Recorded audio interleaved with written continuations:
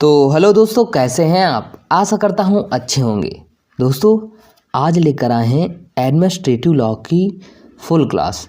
दोस्तों इस वीडियो में हम पूरे एडमिनिस्ट्रेटिव लॉ के टॉपिक को कंप्लीट करने वाले हैं और अच्छे से एक्सप्लेन करने वाले हैं। तो यह वीडियो आपको अंत तक देखनी है और आपके लिए बहुत इंपॉर्टेंट है। इसमें पूरे हम टॉपिक को अच्छे से एक्सप्लेन करेंगे और आपको समझाएंगे। तो दोस्तों यह एडमिनिस्ट्रेटिव लॉ का एक संपूर्ण क्लास है, तो इसको आप ज़रूर देखिए। और अगर आपको इसकी पीडीएफ चाहिए और इम्पोर्टेंट नोटिफिकेशन के लिए आप हमारे टेलीग्राम चैनल पर ज्वाइन सकते हैं। टेलीग्राम चैनल का लिंक डिस्क्रिप्शन में और कमेंट बॉक्स में मिल जाएगा आपको। दोस्तों बिना देरी किए अपने अच्छे से क्वेश्चन हर एक टॉपिक को एक्सप्लेन करेंगे। तो स्टार्ट करते हैं। दोस्तों सबसे पहला हमारा टॉपिक आता है प्रशासनिक विधि की परिभाषा। दोस्तों अगर आप प्रशासनिक विधि पढ़ने वाले हैं तो इसकी परिभाषा तो आपको जाननी ज़रूरी है। अगर कोई भी आपसे पूछेगा तो बताना तो पड़ेगा ही कि एडमिनिस्ट्रेटिव लॉ होता क्या है। तो इसलिए इसकी हम पहले परिभाषा को समझेंगे अच्छे तरीके से। दोस्तों प्रशासनिक विधि प्रशासन से संबंधित विधि को कहते हैं। तो जैसे कि आप जानते हैं राज्य में जो ये प्रशासन होते हैं जो पूरे राज्य को हैंडल करते हैं, तो प्रशासनिक विधि प्रशासन से संबंधित विधि को कहते हैं। प्रशासन कार्यपालिका एग्जीक्यूटिव का महत्वपूर्ण अंग है। प्रशासन जो होता है वो कार्यपालिका के एग्जीक्यूटिव का महत्वपूर्ण अंग होता है। एग्जीक्यूटिव का ही अंग होता है हमारा प्रशासन। आधुनिक परिप्रेक्ष्य में प्रशासन विधि के विकास तथा विस्तार को देखते हुए प्रशासन को राज्य का चौथा अंग कहा जाने लगा है। इस टाइम जो प्रशासन का विकास हो रहा है उसको देखते हुए जो इनके कार्य हैं, इनके नियम बनाने के इनकी एबिलिटी है, उसको देखते हुए यह राज्य का चौथा अंग कहा जाने लगा है प्रशासन को। तो अगर ऑब्जेक्टिव में क्वेश्चन आ जाते हैं प्रशासन को राज्य का कौन सा अंग बोलते हैं तो आप चौथा में टिक कर सकते हैं। राज्य के वैसे 3 अंग होते हैं। राज्य के 3 अंग हैं। कौन कौन से? विधायिका, कार्यपालिका तथा न्यायपालिका। ठीक है, राज्य के 3 अंग हैं। दोस्तों एक बात गौर करिएगा, इसमें हम काफ़ी लीगल वर्ड यूज़ करते हैं हिंदी में, तो उनको हम समझाते भी जाएंगे, आप उनको अच्छे समझिएगा। प्रशासनिक विधि में प्रशासन को संचालित करना, नियंत्रित तथा नियमित करने से संबंधित नियम एवं उपनियम सम्मिलित किए गए हैं। जो प्रशासनिक विधि है एडमिनिस्ट्रेटिव लॉ, इसको संचालित करने के लिए, चलायमान करने के लिए, इसको नियंत्रित करने के लिए, इसके ऊपर कुछ बाउंडिंग लगाने के लिए तथा इसके नियम कि किस तरीके से चलेगी प्रशासन, ये एक नियम और उपनियम में सम्मिलित किए जाते हैं प्रशासनिक विधि में कि ये कैसे प्रशासन कार्य करेगा, इसकी क्या क्या शक्तियाँ होंगी, कैसे चलायमान रहेगा। तो ये ही एडमिनिस्ट्रेटिव लॉ में सम्मिलित होता है, एकत्रित होता है। दोस्तों यहाँ पर कई विधिशास्त्री हैं, उन्होंने इसकी परिभाषा दी हुई है। एक महान विधिशास्त्री हैं सर आइवर जेनिंग। इन्होंने कहा है प्रशासन विधि प्रशासन से संबंधित विधि है। इसमें प्रशासनिक प्राधिकारियों के गठन, शक्तियाँ तथा कर्तव्यों का अवधारण किया जाता है।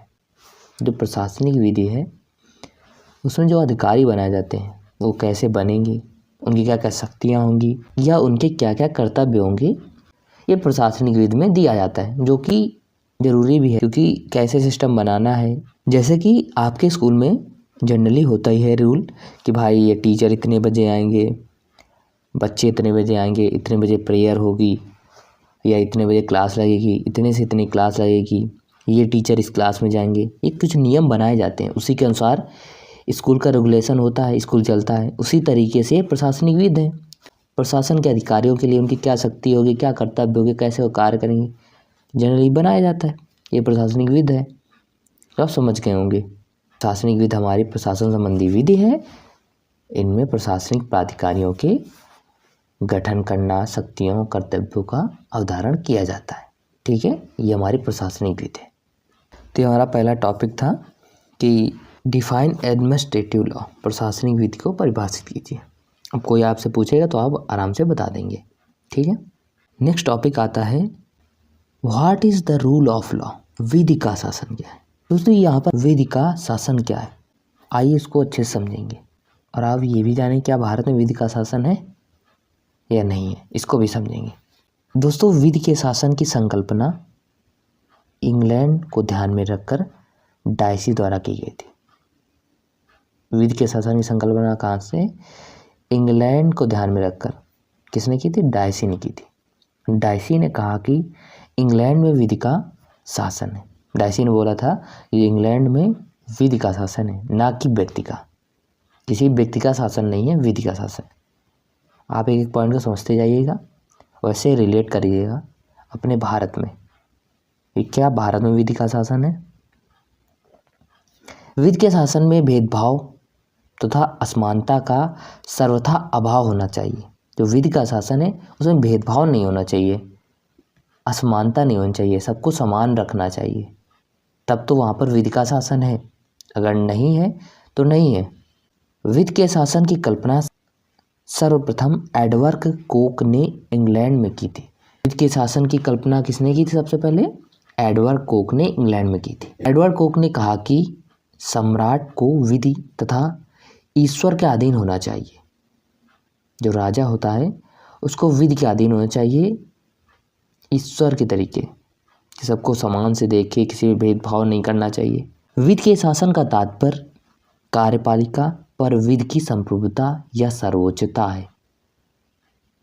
विधि का शासन मनमानेपन या विवेकाधीन शक्ति का विलोम है। विधि का शासन होना चाहिए, वहाँ पर कोई मनमानापन नहीं कर सकता, अपनी मन की मर्जी नहीं कर सकता। वहाँ पर जो रूल लिखे हैं उसी के अनुसार कार्य होंगे, उसके बाहर नहीं होंगे। डायसी जी ने कहा था कि विधि के शासन की परिकल्पना कॉन्सेप्ट 3 अर्थ में है। अगर विधि का शासन है तो 3 कॉन्सेप्ट हैं। कौन कौन से? ये तीनों कॉन्सेप्ट हैं तो वहाँ पर विधि का शासन है। पहला कौन सा है? विधि की सर्वोच्चता, सुप्रीमेसी ऑफ लॉ। क्या अपने भारत में विधि की सर्वोच्चता है? हाँ है, सुप्रीमेसी ऑफ लॉ भारत में है। विधि के समझ समानता, इक्वालिटी बिफोर लॉ, क्या ये भी है? हाँ है, इक्वालिटी बिफोर लॉ भारत में भी।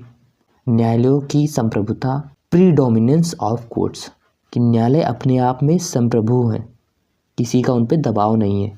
क्या भारत में ऐसा है?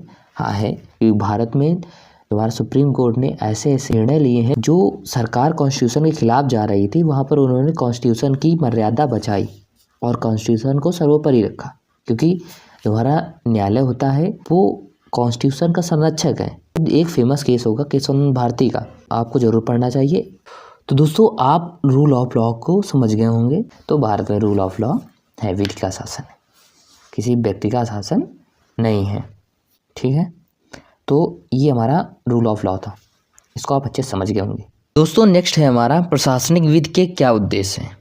What are objects of administrative law, मतलब जो हमारा प्रशासनिक विधि है इसके उद्देश्य क्या है, इसका ऑब्जेक्ट क्या है। जैसे एक स्टूडेंट का उद्देश्य होता है पढ़ना, जैसे एक टीचर का उद्देश्य होता है पढ़ाना, एडमिनिस्ट्रेटिव लॉ का उद्देश्य क्या है, ऐसे इसको जानते हैं।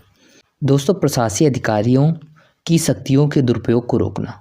जो प्रशासनिक अधिकारी होते हैं हमारे एडमिनिस्ट्रेटिव ऑफिसर, तो उनकी शक्ति के दुरुपयोग, वो अपनी शक्ति का दुरुपयोग ना कर पाएँ, तो उनमें रिस्ट्रिक्शन लगाना, उनको रोकना कि आपकी जितनी शक्ति है उसी के अनुसार आप काम करेंगे और एडमिनिस्ट्रेटिव लॉ के साथ आप उसका दुरुपयोग नहीं कर सकते। ये एडमिनिस्ट्रेटिव लॉ रोकता है उनको करने में। दूसरा है यह सुनिश्चित किया जाना कि जनता को प्रशासनिक अधिकरणों द्वारा निष्पक्ष व्यवहार प्राप्त हो। जो प्रशासनिक अभिकरण हैं, जो प्रशासन है, उनके द्वारा निष्पक्ष व्यवहार हो। किसी से ऐसा नहीं कि कोई बड़ा है, पैसे वाला है तो उससे अलग व्यवहार कर रहे हैं, जो गरीब है उससे अलग व्यवहार, ऐसा नहीं कर सकते। जनता से प्रशासनिक जो अधिकारी हैं या उनके द्वारा जो काम किए जाते हैं उनमें समान तरीके से व्यवहार होगा, उनका व्यवहार चेंज नहीं होगा, सबके लिए सेम होगा। आम नागरिक को उसके हितों द्वारा अधिकारों को अधिकृत प्रशासकीय अतिक्रमण से संरक्षण प्रदान करना। तो हमारे आम नागरिक हैं, उनके हितों पर, उनके अधिकारों पर कोई अतिक्रमण ना हो पाए, कोई बाधा ना आ पाए, इस पर भी हमारा एडमिनिस्ट्रेटिव लॉ प्रिवेल करता है, काम करता है, उनको संरक्षण करता है, उनके हित की संरक्षण करता है, उनके अधिकारों का संरक्षण करता है हमारा एडमिनिस्ट्रेटिव लॉ। कोई उनके अधिकार छीने नहीं, ना उनके अधिकार का उल्लंघन करे। दोस्तों प्रशासनिक अभिकरण तथा प्रशासनिक अभिकरणों को आम नागरिक के प्रति उत्तरदायी बनाना। जो हमारे प्रशासनिक अभिकरण होते हैं, जो उनके कार्य होते हैं, प्रशासकीय अधिकारी के, उनको आम नागरिक के प्रति उत्तरदायी बनाना। ठीक है, जो हमारा जनरल आदमी है उनके प्रति उत्तरदायी बनाना कि आप इनका भी काम देखेंगे, सबका एक समान तरीके से देखेंगे। ये हमारा एडमिनिस्ट्रेटिव लॉ के ही तहत होता है। दोस्तों, प्रशासनिक अधिकारियों के कार्य को विधिक रूप से मान्य तथा सामाजिक रूप से न्याय संगत बनाना, कि जो प्रशासनिक अधिकारी हैं उनके कार्य उनके विधिक रूप से होने चाहिए। अगर वो विधिक रूप से कर रहे हैं कार्य कोई, तो वो मान्य होंगे और सामाजिक रूप से न्याय संगत होंगे। जो समाज के प्रति न्याय वाले कार्य अगर वो भी कर रहे हैं तो वो हमारा एडमिनिस्ट्रेटिव लॉ उनको सपोर्ट करता है कि आप ये न्याय और सही कर रहे हैं समाज के प्रति।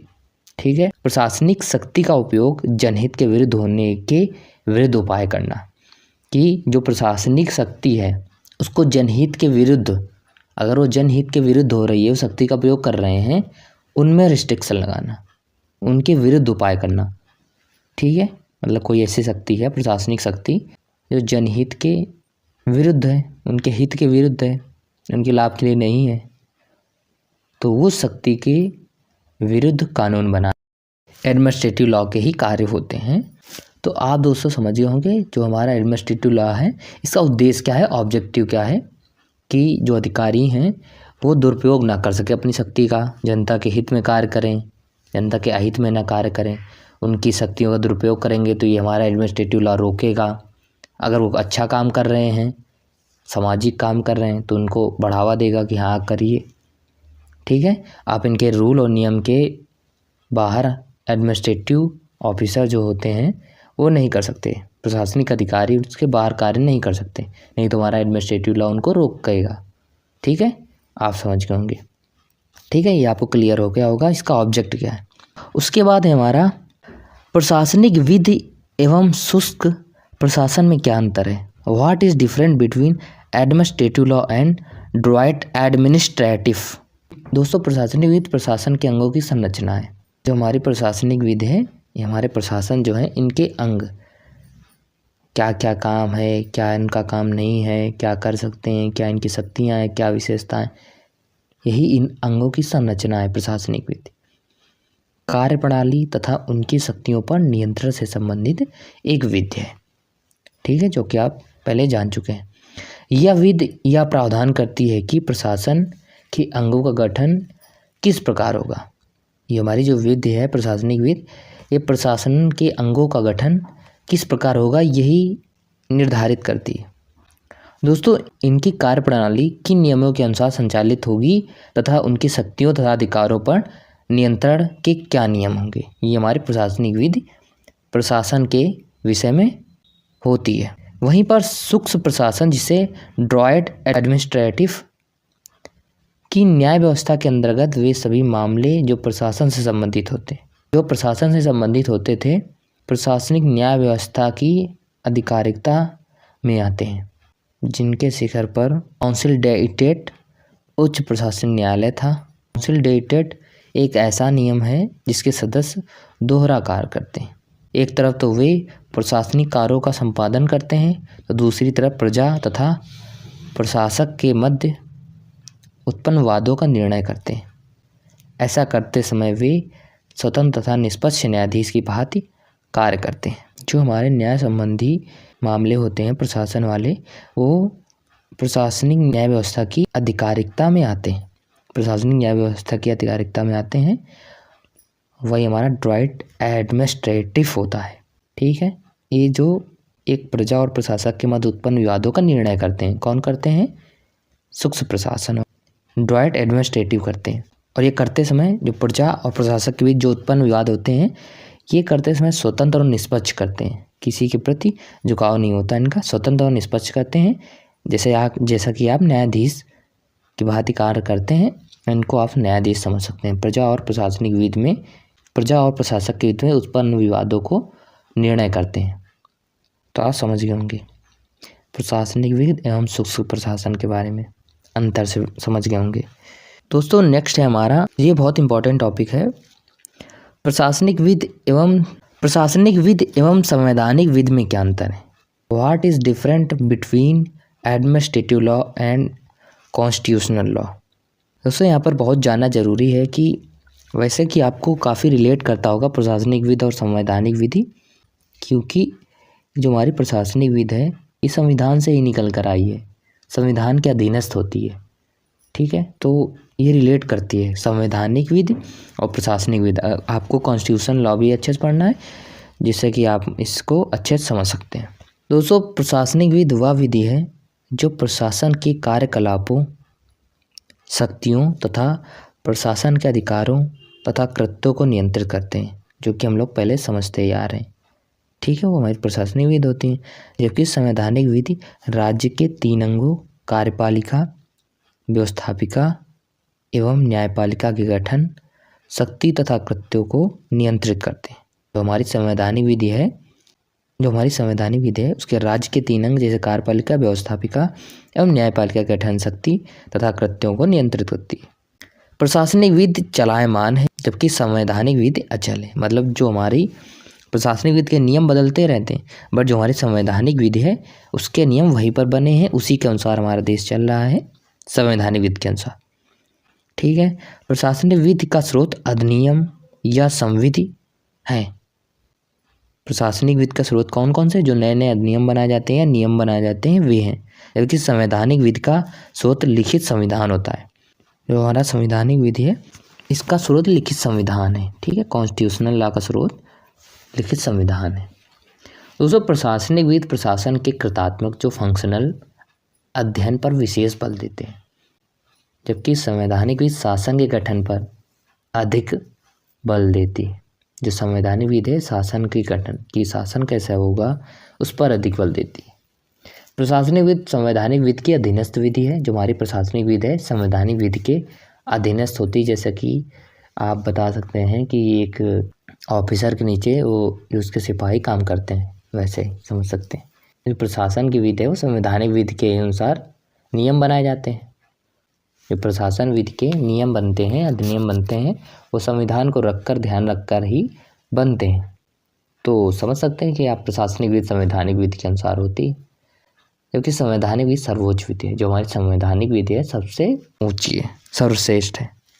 दोस्तों, बेसिक सा अंतर है कि प्रशासनिक विधि और संवैधानिक विधि में, आप समझ सकते हैं। इसके बाद आता है क्वेश्चन, प्रशासनिक विधि के क्षेत्र का वर्णन कीजिए। Discuss the scope of administrative law.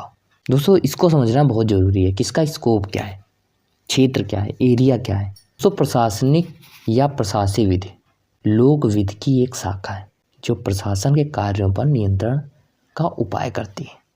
हमारी प्रशासनिक विधि है, कई विधि हैं, वही वैसे भी एक प्रशासनिक विधि भी है।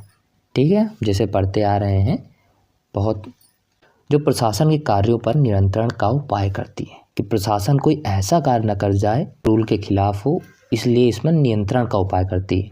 नियंत्रण बना के रखती है कि ये यहीं तक निर्णय दे सकते हैं या यहीं तक ये कार्य कर सकते हैं। प्रशासन के कार्यों पर नियंत्रण करती है प्रशासनिक विधि। दोस्तों, राज्य का एक महत्वपूर्ण अंग कार्यपालिका है, जिसे एग्जीक्यूटिव बोलते हैं। क्या बोलते हैं? एग्जीक्यूटिव बोलते हैं कार्यपालिका को। प्रशासन का संबंध राज्य की कार्यपालिका शक्तियों से है। जो प्रशासन का संबंध है एग्जीक्यूटिव से आता है, कार्यपालिका के शक्तियों से, राज्य की कार्यपालिका शक्तियों से। प्रशासनिक विधि का विकास आधुनिक समय की आवश्यक आवश्यकता है।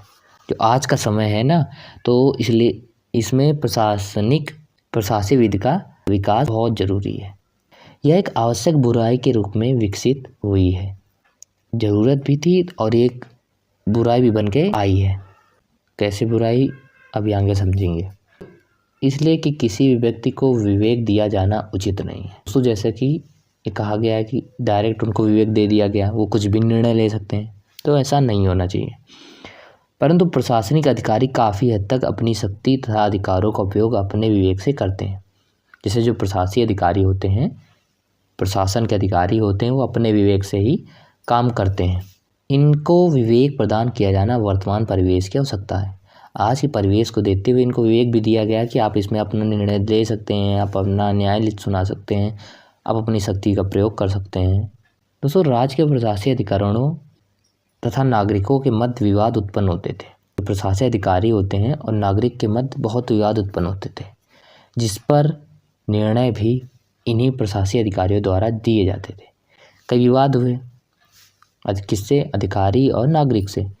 निर्णय कौन देता था? प्रशासकीय अधिकारी। तो दोस्तों यहाँ पर बहुत से निर्णय प्रशासकीय अधिकारी के पक्ष में चले गए होंगे, ठीक है, जिसके लिए नियंत्रण करना पड़ा। अतः मनमानेपन की संभवता को सीमित करने हेतु न्यायिक नियंत्रण एवं संसदीय नियंत्रण आवश्यक था। पर अगर कोई विवाद हुआ, अब वो जो प्रशासकीय अधिकारी है, अधिकारी और नागरिक के बीच विवाद हुआ है, तो प्रशासकीय अधिकारी होते थे कि वो उसके समक्ष मतलब पक्ष में निर्णय दे देते थे। इसको देखते हुए न्यायिक नियंत्रण एवं संसदीय नियंत्रण आवश्यक था। न्यायालय द्वारा भी इनका नियंत्रण रखा जाए, संसदीय नियंत्रण भी आवश्यक था। इसे संबंधित प्रावधान करना प्रशासकीय विधि का उद्देश्य है। इन्हीं से संबंधित, आप समझ गए होंगे पूरी स्टोरी, इन्हीं से संबंधित नियंत्रण करना प्रशासकीय विधि का उद्देश्य है। राज्य के बढ़ते हुए कार्य क्षेत्र के कारण राज्य के प्रशासकीय अंग का विकास अपरिहार्य रूप से हुआ। मतलब राज्य के जितने कार्य बढ़ते गए, इसलिए प्रशासकीय अंग का विकास भी बहुत होता गया और प्रशासकीय विधि का भी विकास होता गया। इसे रोक पाना संभव नहीं है, परंतु इस पर नियंत्रण के उपाय करना, इनके विवेकाधीन कार्यों पर सीमा अधिरोपित करना, प्रशासकीय अधिकारियों के मनमानेपन से आम जनता को संरक्षित करना ही प्रशासकीय विधि का प्रयोजन तथा कार्य क्षेत्र है। कि कुछ ऐसा काम ना करें, उनकी एक सीमा बना देना कि आप इतना फाइन कर सकते हैं। ये कार्य क्षेत्र है एडमिनिस्ट्रेटिव लॉ का, कि आपकी क्या सीमा होगी, कहाँ तक आप जा सकते हैं, क्या क्या कर सकते हैं, ठीक है। तो दोस्तों आप समझ गए होंगे इनका कार्य क्षेत्र क्या है, स्कोप क्या है एडमिनिस्ट्रेटिव लॉ का। दोस्तों एक नेक्स्ट क्वेश्चन बनता है कि भारत में विधि के शासन की क्या स्थिति है? What is the status of rule of in India? क्या स्थिति है? तो अगर आपसे कोई पूछता है क्या स्थिति है, तो क्या जवाब देंगे? आइए देखते हैं। दोस्तों भारत में संविधान सर्वोच्च है, ये तो आपको भी पता है, हमको भी पता है, सबको पता होना चाहिए। अतः संविधान के प्रावधान स्वयं में विधि के शासन की भांति प्रशासकीय कार्यों पर एक अंकुश है। जो हमारा संविधान है, प्रावधान जो संविधान का दिया गया है, स्वयं में ही खुद में ही विधि के शासन की भांति है। जो प्रशासन होते हैं, एडमिनिस्ट्रेशन होते हैं, उनके कार्यों पर एक अंकुश लगाते हैं कि आप यहाँ पर नहीं करेंगे, नहीं ये गलत बात है, आप यहाँ पर ऐसा करेंगे, आप ऐसा नहीं कर सकते, ऐसा कानून नहीं बना सकते हैं। ये संविधान के प्रावधान में है, ठीक है। यदि कार्यपालिका का कोई भी कार्य, एग्जीक्यूटिव का कोई भी कार्य संविधान के किसी प्रावधान का उल्लंघन करता है, जो कार्यपालिका है अगर वो संविधान के किसी भी प्रावधान को उल्लंघन करते हैं तो वह अवैध हो जाएगी, मतलब वो मान्य नहीं होंगी तथा अधिकारती अल्ट्रा वायरस हो जाएगी। तो अल्ट्रा वायरस होने के कारण निरस्त कर दिया जाएगा। जो एग्जीक्यूटिव है वो भी किसी संविधान के प्रावधान को उल्लंघन नहीं कर सकती है, अगर वो उल्लंघन करके बनाती तो वो निरस्त हो जाएगा, आपको पता भी होगा। यदि कोई नियम, उपनियम, अधिसूचना तथा विधि प्रावधान रखने वाली रूढ़ि संवैधानिक प्रावधान के अनुरूप नहीं है या भाग 3 में प्रदत्त किसी मौलिक अधिकार का उल्लंघन करती हैं, तो उसे अनुच्छेद 13 के अंतर्गत शून्य घोषित किया जाएगा। तो अगर कोई नियम बना रहे हैं या उपनियम बना रहे हैं तो भाग 3 के आर्टिकल 13 के अंतर्गत शून्य घोषित कर दिया जाएगा, जो मौलिक अधिकार का उल्लंघन करते हैं। तो ऑफिशियली पता ही होगा कि रूल ऑफ लॉ है, संविधान सर्वोच्च है और संविधान का ही शासन है। क्योंकि एक सरकार भी अगर कोई अपने मन से कानून बनाती है, अगर संविधान के खिलाफ है तो वो निरस्त हो जाएगा, आपको पता ही है। दोस्तों आगे एक डॉक्ट्रिन दे रखी है सेपरेशन ऑफ पावर की, जिसे मॉन्टेस्क्यू द्वारा प्रतिपादित किया गया था। शक्ति पृथक्करण का सिद्धांत क्या है? इसको किसने प्रतिपादित किया था? मॉन्टेस्क्यू द्वारा, ठीक है। तो ये what is the doctrine of separation of power, इसके बारे में समझेंगे और ये जानेंगे क्या ये सेपरेशन ऑफ पावर लागू हो रही है या होती है। तो दोस्तों इसके बारे में समझते हैं।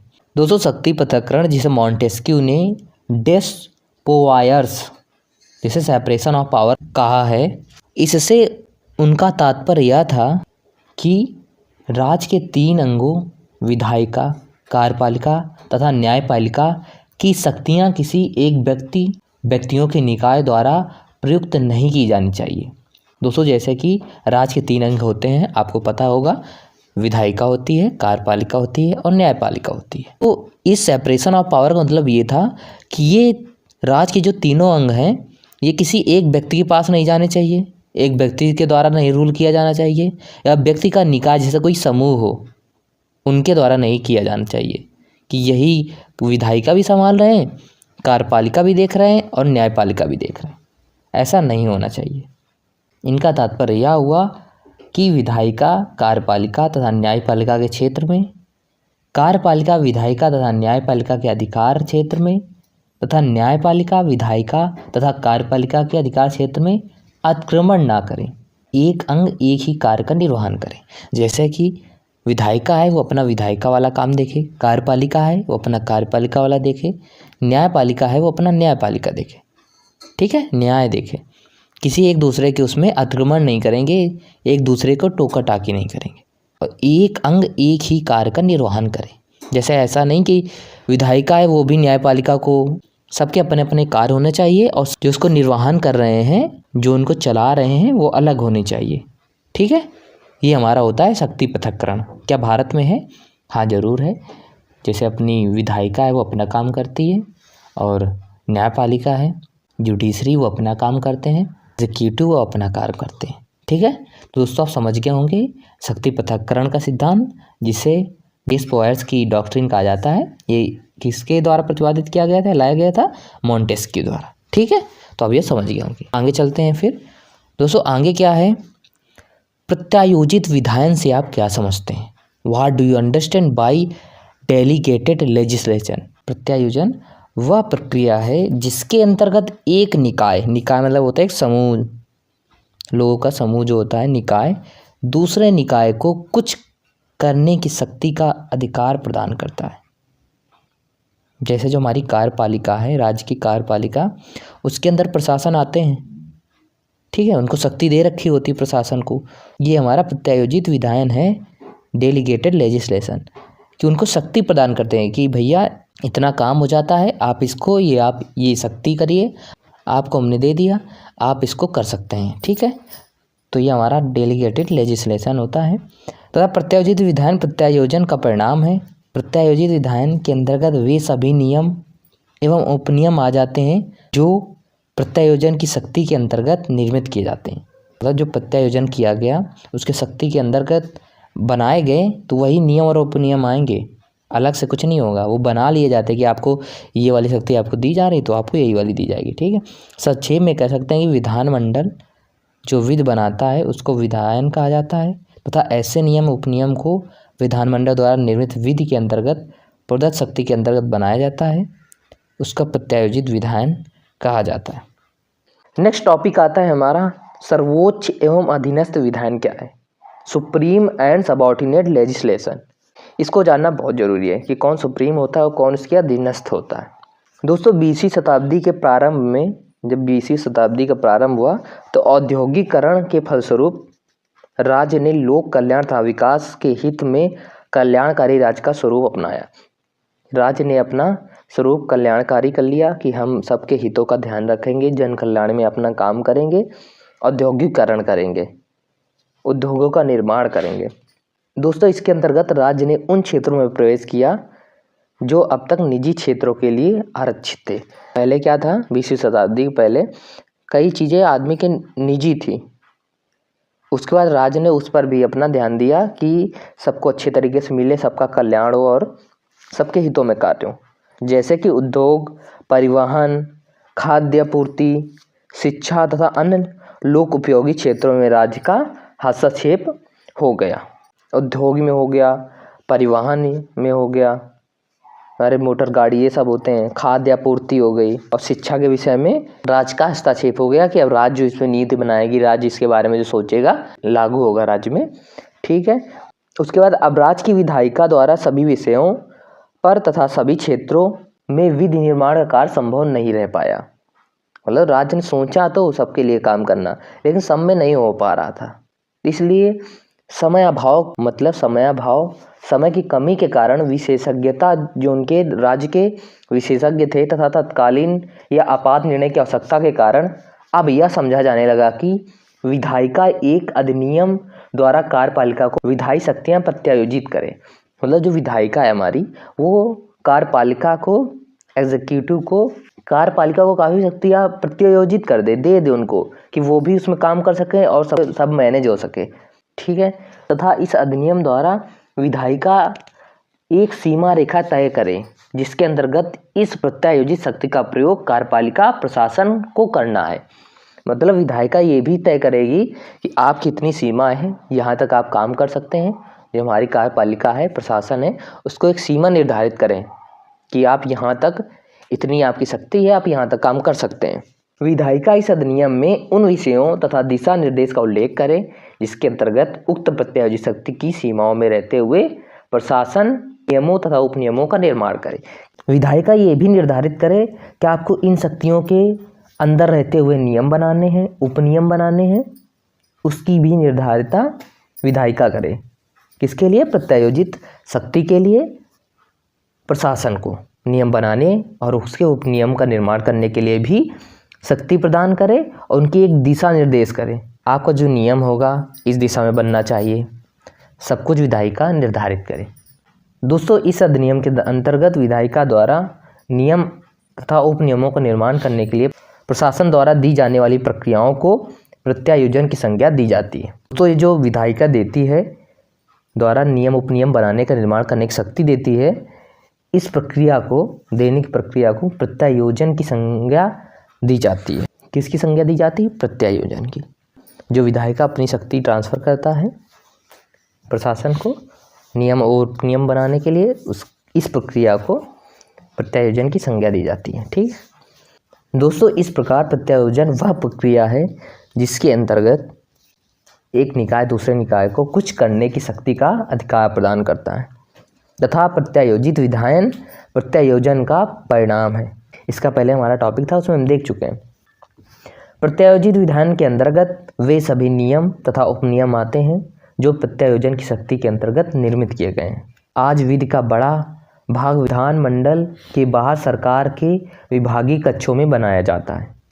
मतलब आजकल जो विधि का निर्माण बाहर की शक्ति द्वारा बनाया जाता है।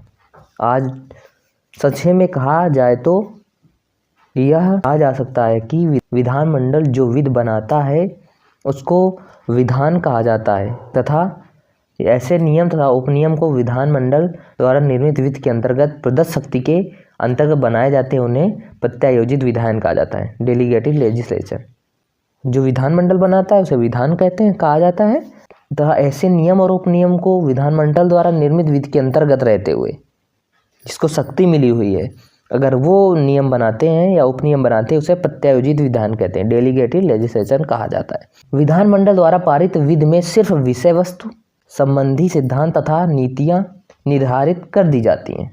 आपके ये विषय वस्तु होंगी, इस विषय पर आप नियम बना सकते हैं, आपकी ये नीतियाँ होनी चाहिए, ये केवल निर्धारित की जाती है तथा इसके अंतर्गत नियम बनाने की शक्ति सरकार, प्रशासन या उसके किसी अभिकरण को सौंप दी जाती है। विधानमंडल द्वारा प्रत्यायोजित शक्ति के अधीन प्रशासन जो विधि बनाता है, जो विधानमंडल द्वारा प्रत्यायोजित शक्ति दी जाती है उसको प्रशासन जो विधि बनाता है उसे प्रत्यायोजित विधायन कहते हैं। उसके साथ साथ अधीनस्थ विधायन भी कहते हैं, ये सबऑर्डिनेट लेजिस्लेशन भी कहा जाता है। उसे ही बोलते हैं प्रत्यायोजित विधायन को, अधीनस्थ विधायन। आप समझ गए होंगे। और शक्ति कौन देता है? विधानमंडल जिस शक्ति देता है, किसको देता है? प्रशासन को, विधि बनाने के लिए। ठीक है, आप समझ गए होंगे। उसके आगे दोस्तों इसे सबऑर्डिनेट लेजिस्लेशन कहते हैं। दोस्तों, प्रत्यायोजित विधायन शब्द को प्रशासकीय विधि में दो अर्थ में प्रयुक्त किया जाता है। जो प्रत्यायोजित विधायन है इसे प्रशासकीय विधि में दो अर्थों में प्रयुक्त किया जाता है। प्रथम अर्थ में प्रधान विधायन विधि के अंतर्गत प्रशासन द्वारा नियम उपनियम निर्माण की प्रक्रिया सर्वोच्च विधान कहलाती है। जो नियम बनाते हैं, उपनियम का निर्माण करते हैं, उन्हें सर्वोच्च विधान कहते हैं। जबकि दूसरे अर्थ में दी गई प्रत्यायोजित विधान की प्रक्रिया के अंतर्गत निर्मित नियम, परिनियम तथा विनियम को अधीनस्थ या प्रत्यायोजित विधान की संज्ञा दी गई है। पहले जो नियम और उपनियम बनाते हैं उन्हें सर्वोच्च विधान कहते हैं और इन्हीं के ही अर्थों में दी गई विधान की प्रक्रिया, जो प्रक्रिया होती है, जो कार्य करने की प्रक्रिया होती है, निर्मित नियम, परिनियम, विनियम को अधीनस्थ विधायन की संज्ञा दी गई है। होता तो उसी से है, ठीक है। वो सर्वोच्च कहा जाता है जो नियम उपनियम बनाते हैं और उनके शक्ति द्वारा प्रक्रिया करते हैं, निर्मित नियम बनाते हैं, उन्हें अधीनस्थ बोलते हैं। विधान की संज्ञा दी गई है, आप समझ गए होंगे। दोस्तों, उदाहरण के रूप में आवश्यक वस्तु अधिनियम 1955 भारत सुरक्षा अधिनियम संसद द्वारा पारित प्रधान विधायन है तथा इस लघु तथा संक्षिप्त विधायन के अंतर्गत प्राप्त शक्ति के अंतर्गत प्रशासन द्वारा नियम उपनियम पर नियम निर्देश अधिसूचना तथा प्रथम निर्माण की प्रक्रिया प्रत्यायोजित विधायन कहलाती है। वैसे जो हमारा वस्तु अधिनियम है, भारत सुरक्षा अधिनियम, संसद द्वारा पारित किया गया है और इसकी जो अंतर्गत शक्ति दी गई है, किसको दी गई है? प्रशासन को। प्रशासन इसमें नियम भी बनाता है, उपनियम बनाता है, पर नियम बनाता है, ठीक है, निर्देश भी देता है। प्रथम निर्माण की प्रक्रिया प्रत्यायोजित विधायन कहलाती है तथा एक अर्थ में उस प्रक्रिया का उत्पाद भी प्रत्यायोजित विधायन कहलाता है। तो दोस्तों आप समझ गए होंगे हमारा सर्वोच्च एवं अधीनस्थ विधायन के बारे में, ठीक है। एक बार और समझ लेते हैं सर्वोच्च और अधीनस्थ विधायन। जो प्रत्यायोजित विधायन शब्द है उसे दो अर्थों में प्रयोग किया जाता है प्रशासकीय विधि में। पहला है कि प्रधान विधायन विधि के अंतर्गत प्रशासन द्वारा नियम बनाना, उपनियम निर्माण की प्रक्रिया, जो नियम और उपनियम बनाने के निर्माण की प्रक्रिया को सर्वोच्च विधायन कहते हैं। जबकि दूसरे अर्थ में दी गई प्रत्यायोजित विधायन की प्रक्रिया के अंतर्गत, जो प्रत्यायोजित विधायन की प्रक्रिया के अंतर्गत नियम, परनियम तथा विनियम बनाते हैं, उन्हें क्या बोलते हैं? अधीनस्थ प्रत्यायोजित विधायन की संज्ञा दी गई है। तो दोस्तों आप समझ गए होंगे। इसके बाद समझते हैं प्रत्यायोजित विधायन पर न्यायिक नियंत्रण का संक्षिप्त वर्णन कीजिए। Discuss in brief the judicial control on the delegated legislation. क्या डेलीगेटेड लेजिस्लेशन पर जुडिशियल कंट्रोल है? हाँ है। इस पर कैसा कंट्रोल है, इसको समझते हैं दोस्तों। देखो, देश में कोई भी कुछ भी नियम बनाए, लेकिन कॉन्स्टिट्यूशन के खिलाफ कोई नहीं नियम बना सकता। और कॉन्स्टिट्यूशन के खिलाफ अगर नियम बनाएगा, जो हमारी जुडिशरी है उसको रोकेगा, उसको मना करेगा। दोस्तों, संविधान से बढ़ के आगे कोई बना नहीं सकता नियम। इसमें जो प्रत्यायोजित विधायन है, इसमें न्यायिक नियंत्रण है। आइए समझते हैं कैसे। प्रत्यायोजित विधायन उच्चतम तथा उच्च न्यायालय की न्यायिक पुनर्विलोकन की पहुंच से बाहर नहीं जा सकता। न्यायिक पुनर्विलोकन क्या होता है? अगर कोई आप नियम बनाते हैं, उस पर सुप्रीम कोर्ट या उच्च न्यायालय या उच्चतम न्यायालय उस पर जांच कर सकती है कि ये कॉन्स्टिट्यूशन के खिलाफ तो नहीं है, ये संविधान के उसमें है कि नहीं है। अगर है तो ठीक है, अगर उसके बाहर है तो इसको मना कर सकती है, रोक लगा सकती है। भारत में प्रत्यायोजित विधायन पर न्यायपालिका प्रभावी नियंत्रण रखती है। जो भारत के प्रत्यायोजित विधायन है उसमें न्यायपालिका नियंत्रण रखती है, प्रभावी नियंत्रण। प्रत्यायोजित विधायन की वैधता की जांच न्यायपालिका कई आधार पर कर सकती है। जो प्रत्यायोजित विधायन है उस पर न्यायपालिका जांच कर सकती है कई आधार पर। यह आधार इंग्लैंड की अपेक्षा भारत में अधिक विस्तृत है। प्रत्यायोजित विधायन की वैधता की जांच करने का अधिकार उच्चतम न्यायालय तथा उच्च न्यायालय को है। उच्चतम न्यायालय तथा उच्च न्यायालय इस बात की जांच कर सकते हैं कि क्या प्रत्यायोजित विधायन शक्ति परस्तात या अधिकारातीत, जिसे अल्ट्रा वायरस तो नहीं है, जो नियम के खिलाफ तो नहीं है, कॉन्स्टिट्यूशन के बाहर तो नहीं है, किसी राइट को उल्लंघन तो नहीं कर रही। परस्तात या अधिकारातीत सिद्धांत के अंतर्गत न्यायालय निम्न जांच कर सकते हैं। कौन जांच कर सकते हैं? कौन सी जांच कर सकते हैं? क्या प्रत्यायोजन को सामर्थ्य शक्ति प्रदान करने वाला अधिनियम, जिसे प्रमुख अधिनियम पेरेंट लॉ कहा जाता है, संवैधानिक है कि नहीं है? जो उसका शक्ति उसको प्रदान कर रहा है प्रमुख अधिनियम बनाने के लिए, वो कॉन्स्टिट्यूशनल है कि नहीं, संवैधानिक है कि नहीं, असंवैधानिक तो नहीं है, ये जांचेगी।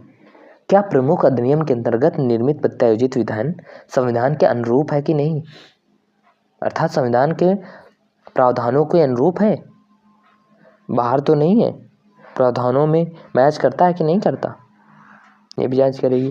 क्या प्रत्यायोजित विधान या अधीनस्थ विधान शक्ति प्रदायी इनेबलिंग अधिनियम के प्रावधानों के अनुरूप है? जो शक्ति उन्होंने बनाई गई है, जिसको दी गई, उसके अनुरूप तो नहीं है, उसी के रूप में है कि नहीं, ये भी चेक करेगी। ठीक है, तो जो हमारा प्रत्यायोजित विधान है उसमें न्यायिक नियंत्रण है। और होना भी चाहिए, क्योंकि ये जन कल्याण के लिए बनाए जाते हैं प्रशासन। और ये ऐसे नियम ना बना दें क्योंकि उनको नियम बनाने की शक्ति दी गई है, तो अब ऐसे नियम ना बना दें कि जो जनता के खिलाफ हो। और अगर दोस्तों आपको टेलीग्राम में ज्वाइन होना है तो आप टेलीग्राम डिस्क्रिप्शन में मिल जाएगा, उसमें आपको नोट्स मिल जाएंगे और इस PDF मिल जाएगी, वो ज्वाइन हो सकते हैं। और अगर आपका कोई भी क्वेश्चन रहता है तो हमें कमेंट करके बता दीजिए।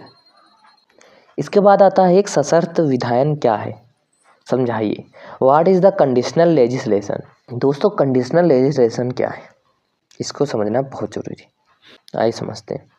दोस्तों विधानमंडल ऐसे कानून पास करता है जिसमें वे कार्यकारिणी के ऊपर यह करने की बात छोड़ देते हैं कि वह पारित अधिनियमों का अब क्रियान्वयन करेंगे।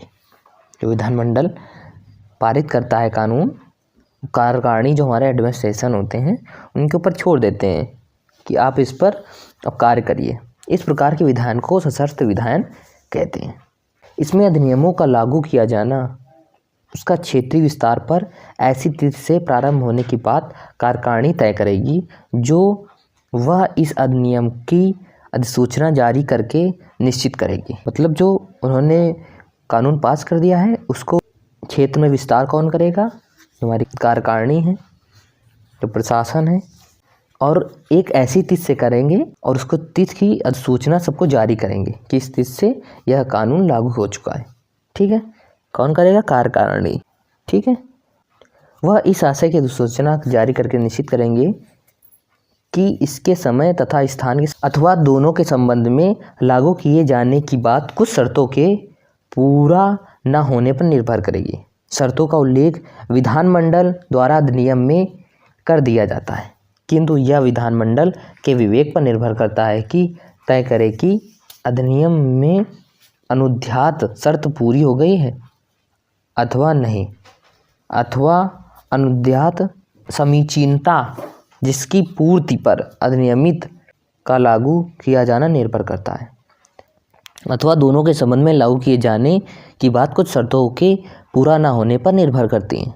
शर्तों का उल्लेख विधानमंडल द्वारा अधिनियम में कर दिया जाता है, किंतु यह विधानमंडल के विवेक पर निर्भर करता है कि तय करे कि अधिनियम के अनुध्यात शर्त पूरी हो गई है अथवा नहीं, अथवा अनुध्यात समीचीनता जिसकी पूर्ति पर अधिनियमित विध का लागू किए जाना शर्तों के पूरा होने पर निर्भर करता है। प्रायः अधिनियम के लागू किए जाने की तिथि का निश्चित सरकार के विवेक पर पूरी तौर से छोड़ दिया जाता है तथा यह स्पष्ट रूप से लिख दिया जाता है कि यह ऐसी तिथि से लागू की जाएगी जैसे कि केंद्र सरकार सूचना द्वारा निश्चित करे।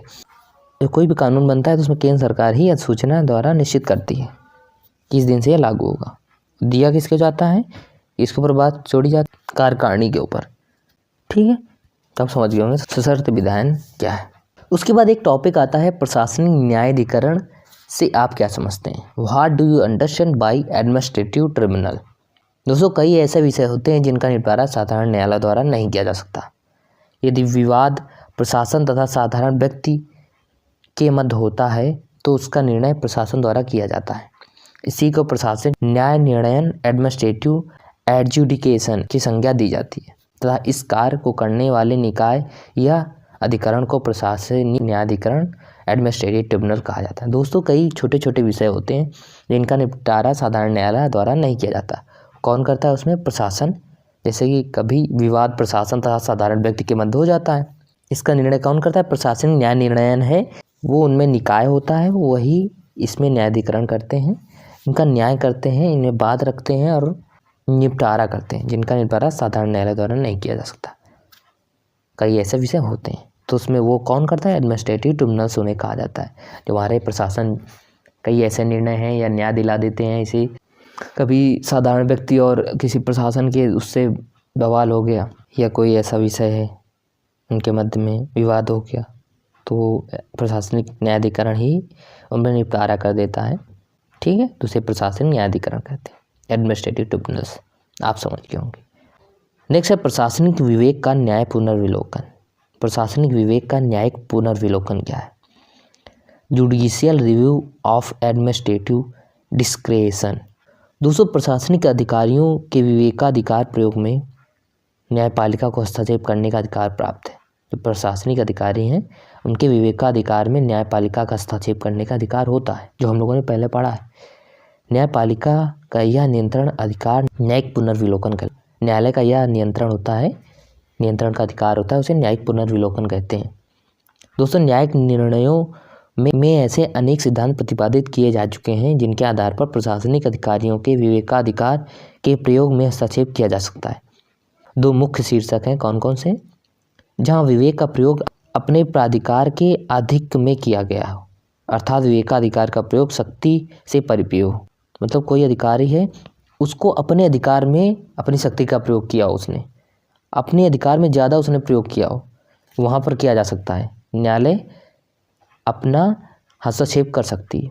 जहाँ विवेक का दुरुपयोग किया गया हो तथा उसका गलत प्रयोग किया गया हो, जहाँ किसी अधिकारी या प्रशासनिक अधिकारी द्वारा अपना विवेक का दुरुपयोग किया जा रहा हो, अपनी शक्ति का दुरुपयोग किया जा रहा हो और कोई गलत काम कर रहे हैं, वहाँ पर भी न्यायालय अपना हस्तक्षेप कर सकती है। दोस्तों, जब प्रशासनिक अधिकारी दिए गए विवेकाधिकार का प्रयोग स्वयं नहीं करता बल्कि अपने अधीनस्थ अधिकारियों को सौंप देता है तो उस अधिकार का प्रयोग शक्ति से परिपेय हो जाता है।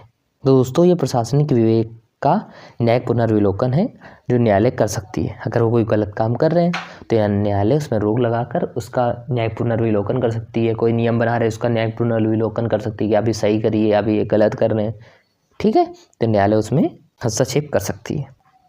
नेक्स्ट टॉपिक जो हमारा क्वेश्चन बनता है, न्यायाधिकरण पद्धति के दोषों को समझाइए। Explain the defect of tribunal system. तो इसके पहले वाले पार्ट में हम लोगों ने पढ़ा है, ट्रिब्यूनल सिस्टम के बारे में पढ़ा था, तो कुछ उसके दोष भी होते हैं, डिफेक्ट्स होते हैं, उनको भी समझिए।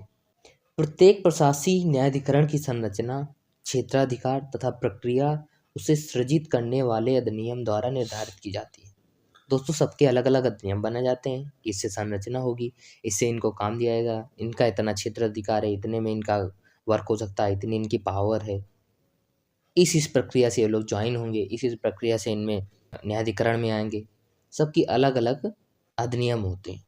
अतः विभिन्न अधिनियम, मतलब अलग अलग अधिनियम होने के कारण विभिन्न न्यायाधिकरणों की संरचना, प्रक्रिया तथा क्षेत्राधिकार में भिन्नता आना स्वाभाविक है। अगर भिन्न भिन्न अधिनियम बनाएंगे तो थोड़ी भिन्नता तो आना स्वाभाविक है, ठीक है दोस्तों। जैसे आप कई नियम बना लेते हैं तो उनमें डिफरेंस तो आएगा ही आएगा। दोस्तों, प्रशासकीय न्यायाधिकरण सामान्यतः जनरली न्यायालय की प्रक्रिया, जो न्यायालय प्रक्रिया होती है तथा साक्ष्य अधिनियम के प्रावधानों से शासित नहीं होते। एविडेंस एक्ट के अनुसार न्यायालय की प्रक्रिया के द्वारा ये शासित नहीं होते। सामान्यतः प्रशासकीय न्यायाधिकरण, एडमिनिस्ट्रेटिव ट्रिब्यूनल्स। दोस्तों, प्रशासकीय न्यायाधिकरणों के निर्णय की अपील के लिए प्रावधान नहीं होता। जो प्रशासकीय न्यायाधिकरण के निर्णय हो जाती है उसके लिए कहीं अपील नहीं कर सकते, इसका कहीं प्रावधान नहीं है। उन्होंने जो निर्णय दे दिया उसके लिए आप अपील नहीं कर सकते, ये दोष है भाई। अतः यह पाया जाता है कि कुछ प्रशासनिक व्यक्तियों को अत्यधिक अधिकार दे दिया जाता है। इसलिए ऐसा देखा जाता है कि कुछ प्रशासनिक अधिकारी हैं, उनको ज़्यादा ही अधिकार दे दिए गए। अतः प्रशासनिक न्यायाधिकरण व्यक्तियों के अधिकारों को काफ़ी हद तक प्रभावित करते हैं। जो प्रशासनिक न्यायाधिकरण होते हैं, एडमिनिस्ट्रेटिव ट्रिब्यूनल्स, वो काफ़ी व्यक्तियों के अधिकारों को प्रभावित करते हैं। जो उनके राइट्स होते हैं उनमें काफ़ी प्रभाव डालते हैं। जो प्रशासनिक अधिकारी न्यायाधिकरण में बैठते हैं उनका विधि विशेषज्ञ होना आवश्यक नहीं है। दोस्तों, जो वहाँ पर एडमिनिस्ट्रेटिव ट्रिब्यूनल्स में बैठे हुए हैं जज जैसे, तो उनका विधि में विशेष होना, जो लॉ में विशेषज्ञ होना कोई आवश्यक नहीं है। अगर वो लॉ के विषय में ज़्यादा जानते भी नहीं तब भी वहाँ पर सुसज्जित हो सकते हैं, बैठ सकते हैं। क्योंकि प्रशासकीय न्यायाधिकरण में शपथ लेने का कोई प्रावधान नहीं है। प्रशासकीय न्यायाधिकरण में शपथ लेने का कोई प्रावधान नहीं है। अतः प्रति परीक्षण या जिरह का अवसर न होने के कारण सत्यता का पता लगाना कठिन हो जाता है। दोस्तों, इसमें जिरह नहीं होती। जो न्यायाधिकरण होता है ना, ट्रिब्यूनल्स एडमिनिस्ट्रेटिव, उसमें जिरह भी नहीं होती। इस वजह से सत्यता का कारण पता लगाने में मुश्किल हो जाती है। ये सब दोष हैं एडमिनिस्ट्रेटिव ट्रिब्यूनल्स के, जो आप समझ के होंगे, ठीक है। कि अगर इन्होंने कोई निर्णय दे दिया तो निर्णय मान्य होगा अपने क्षेत्राधिकार के रहते हुए। न्यायाधिकरण की पद्धति के दोषों के बारे में था, एडमिनिस्ट्रेटिव ट्रिब्यूनल्स के डिफेक्ट्स के बारे में। उसके बाद आगे चलते हैं। आगे एक टॉपिक आता है नैसर्गिक न्याय क्या है। व्हाट इज नेचुरल जस्टिस, इसको समझना बहुत जरूरी है। ये काफ़ी बार क्वेश्चन में आ जाता है और आपको जानना भी जरूरी है कि नेचुरल जस्टिस क्या है। नैसर्गिक न्याय, प्राकृतिक अथवा नैसर्गिक न्याय। नेचुरल जस्टिस शब्द का तात्पर्य न्यायिक कार्यवाही के कुछ मूलभूत मौलिक नियमों, फंडामेंटल रूल से, मतलब जो हमारा नेचुरल जस्टिस होता है ये न्यायपूर्वक होना चाहिए, उससे फंडामेंटल रूल से। लॉर्ड विगेरी के अनुसार प्राकृतिक न्याय के नियम ऐसे मौलिक नियम, फंडामेंटल रूल्स हैं इसके उल्लंघन से ऐसा लगता है कि न्याय नहीं हुआ है। ये हमारे जो नेचुरल जस्टिस है, अगर इसका उल्लंघन होता है तो ऐसा लगता है जैसे न्याय नहीं हुआ है। क्रियात्मक दृष्टि से नैसर्गिक न्याय या प्राकृतिक न्याय का अर्थ शक्ति के उचित, निष्पक्ष और युक्त प्रयोग से लिया जा सकता है। दोस्तों, जैसे जो हमारा नेचुरल जस्टिस होता है इसका ये अर्थ है कि कोई भी अगर मामला है, कोर्ट में गया है, तो निष्पक्ष होना चाहिए, किसी के पक्ष में नहीं होना चाहिए। तो ये नेचुरल जस्टिस है। और यहाँ पर एक है कि दूसरे को बोलने का मौका दिया जाना चाहिए। जैसे कोई आया, पार्टी ने केस दायर किया किसी के ऊपर, तो अब जो दूसरी पार्टी है उसको अपने डिफेंड में बोलने का मौका दिया जाना चाहिए कि अगर किसी ने कह दिया कि ये चोर है तो ऐसा नहीं है, वो उसको भी मौका देना चाहिए कि वो भी साबित करे कि हम चोर नहीं हैं।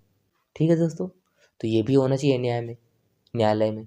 तब ये नेचुरल जस्टिस है कि बोलने का दूसरे को भी मौका दिया जाना चाहिए और निष्पक्ष होना चाहिए कि किसी का पक्ष नहीं लिया जाना चाहिए।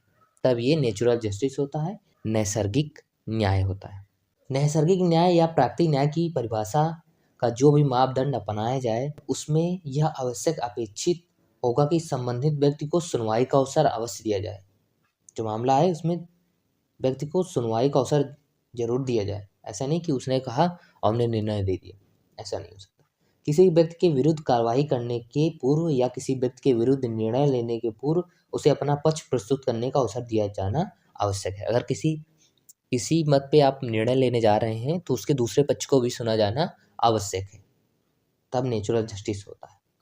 ठीक है दोस्तों, तो हमारा नैसर्गिक न्याय क्या होता है कि इसमें दो टर्म्स आते हैं, निष्पक्ष होना चाहिए कोई भी निर्णय, तो वो नेचुरल जस्टिस होता है, और दूसरे पक्ष को सुना जाना चाहिए। अगर कोई वाद लेकर आता है तो उसकी बात सुने और दूसरा जो पक्ष है जिसके प्रति लिया गया है तो उसकी भी सुना जाना जरूरी है। तो आप ये समझ गए होंगे नेचुरल जस्टिस के बारे में। और दोस्तों, अगर आपको इस नोट्स चाहिए, पीडीएफ चाहिए, तो हमारे टेलीग्राम चैनल पर ज्वाइन हो सकते हैं, वहाँ से प्रोवाइड हो जाएंगे आपको। अगर आपका कोई क्वेश्चन है तो हमें कमेंट करके जरूर बताइए। नेक्स्ट टॉपिक हमारा जो आता है, क्वेश्चन आता है, न्यायिक एवं अर्ध न्यायिक कार्यों में अंतर बताइए। Discuss between judicial and quasi judicial works. दोस्तों, न्यायिक कार्य प्रमुख से दो पक्षकारों के मध्य विवादों का विनिश्चय करना है। जो न्यायिक कार्य होता है हमारा, दो पक्षों के मध्य जो विवाद हुए हैं उनका विनिश्चय करना, निश्चय करना है कौन सही है कौन गलत है, और निर्णय देना होता है न्यायिक कार्य। न्यायिक कार्य के अंतर्गत विधानमंडल द्वारा निर्मित नियमों के अंतर्गत उत्पन्न विवादों का निपटारा करने का कृत्य आता है।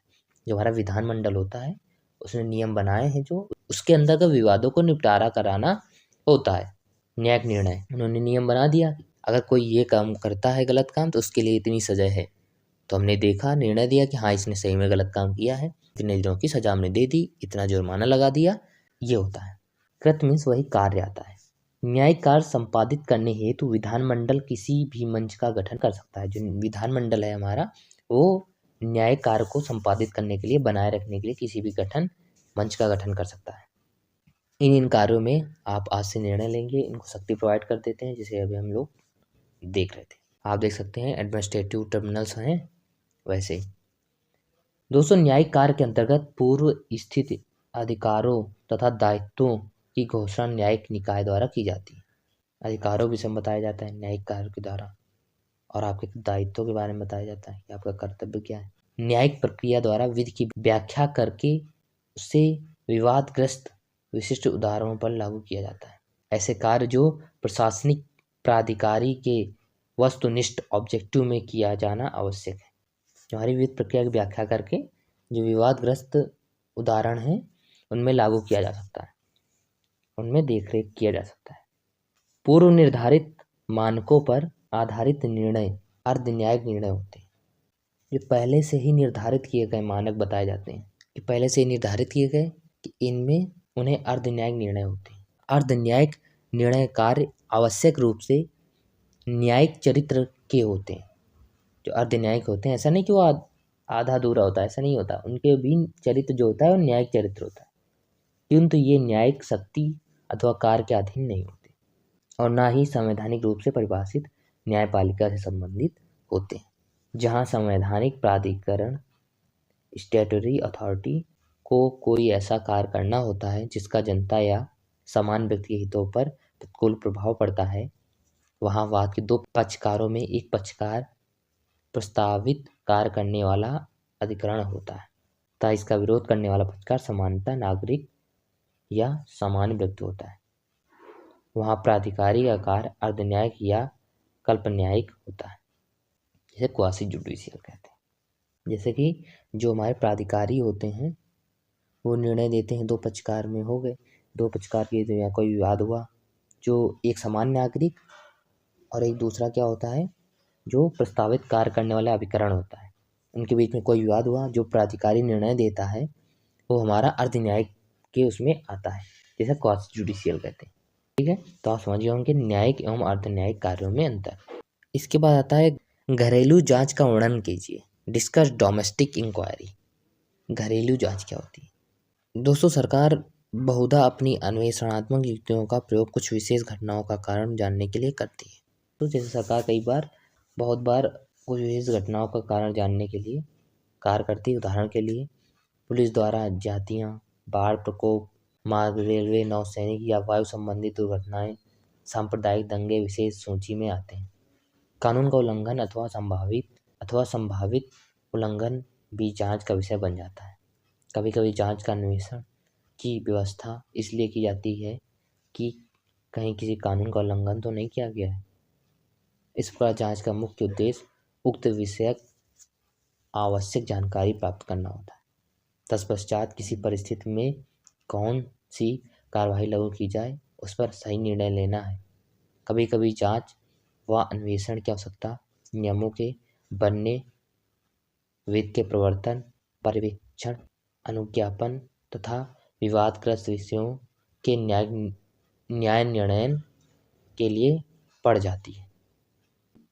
दोस्तों, जैसे कई दुर्घटनाएं हो जाती हैं तो उनमें क्या होता है कि सरकार इंक्वायरी बैठाती है जानने के लिए कि वही हमारी डोमेस्टिक इंक्वायरी होती है कि इसमें हुआ क्या। आखिर कोई घटना हो गई तो उसमें जो इंक्वायरी की जाती है डोमेस्टिक इंक्वायरी, वो इसे घरेलू जांच कहते हैं। कहीं क्षतिग्रस्त हो गया, रेलवे की पटरी, वहाँ पर ट्रेन पलट गई या कोई बाढ़ आ गई, कहीं बिल्डिंग गिर गई, तो ये जो जांच की जाती है इसे ही डोमेस्टिक इंक्वायरी बोलते हैं, घरेलू जांच। ठीक है, जो हमारे घर में ही कुछ कार्यक्रम हो, मतलब कुछ गड़बड़ी हो गई, उसी की जांच करना हमारी होती है डोमेस्टिक इंक्वायरी। तो आप समझ गए होंगे। दोस्तों, उसके बाद आता है हमारा एक टॉपिक, जानने के अधिकार पर संक्षिप्त टिप्पणी लिखिए। What is the short note on right to know. जानने का अधिकार क्या है? जानने का अधिकार दोस्तों क्या है, इस पर जानते हैं। दोस्तों, वर्तमान लोकतंत्रात्मक व्यवस्था में सूचना के अधिकार ने बहुत महत्वपूर्ण स्थान ग्रहण किया है और आज के पारदर्शी वातावरण में लोगों की आस्था है। यद्यपि लोक सुरक्षा एवं हित में गोपनीयता एवं गुप्तता जरूरी है, लेकिन इन दोनों के बीच सूचना के अधिकार के संबंध में एक सामंजस्य स्थापित होना भी जरूरी है, जिससे सूचना पाने के अधिकार के संबंध में आस्था बनी रहे। इस बात को ध्यान में रखते हुए हमारी नीति निर्माताओं ने यह महसूस किया कि लोक प्राधिकारियों के रूप में उन सूचनाओं को सुलभता से उपलब्ध कराया जाए जो नागरिकों के हित में हो, और इस बात को ध्यान में रखते हुए विभिन्न राज्यों असम, गोवा, गुजरात, आंध्र प्रदेश आदि ने अपने यहाँ इस अधिकार को विधि बनाकर लागू किया। केंद्रीय स्तर पर भी इस दशा में प्रथम प्रयास सूचना की स्वतंत्रता अधिनियम 2002 पारित किया गया, लेकिन इसका विज्ञप्तिकरण न होने से या लागू होने से रह गया।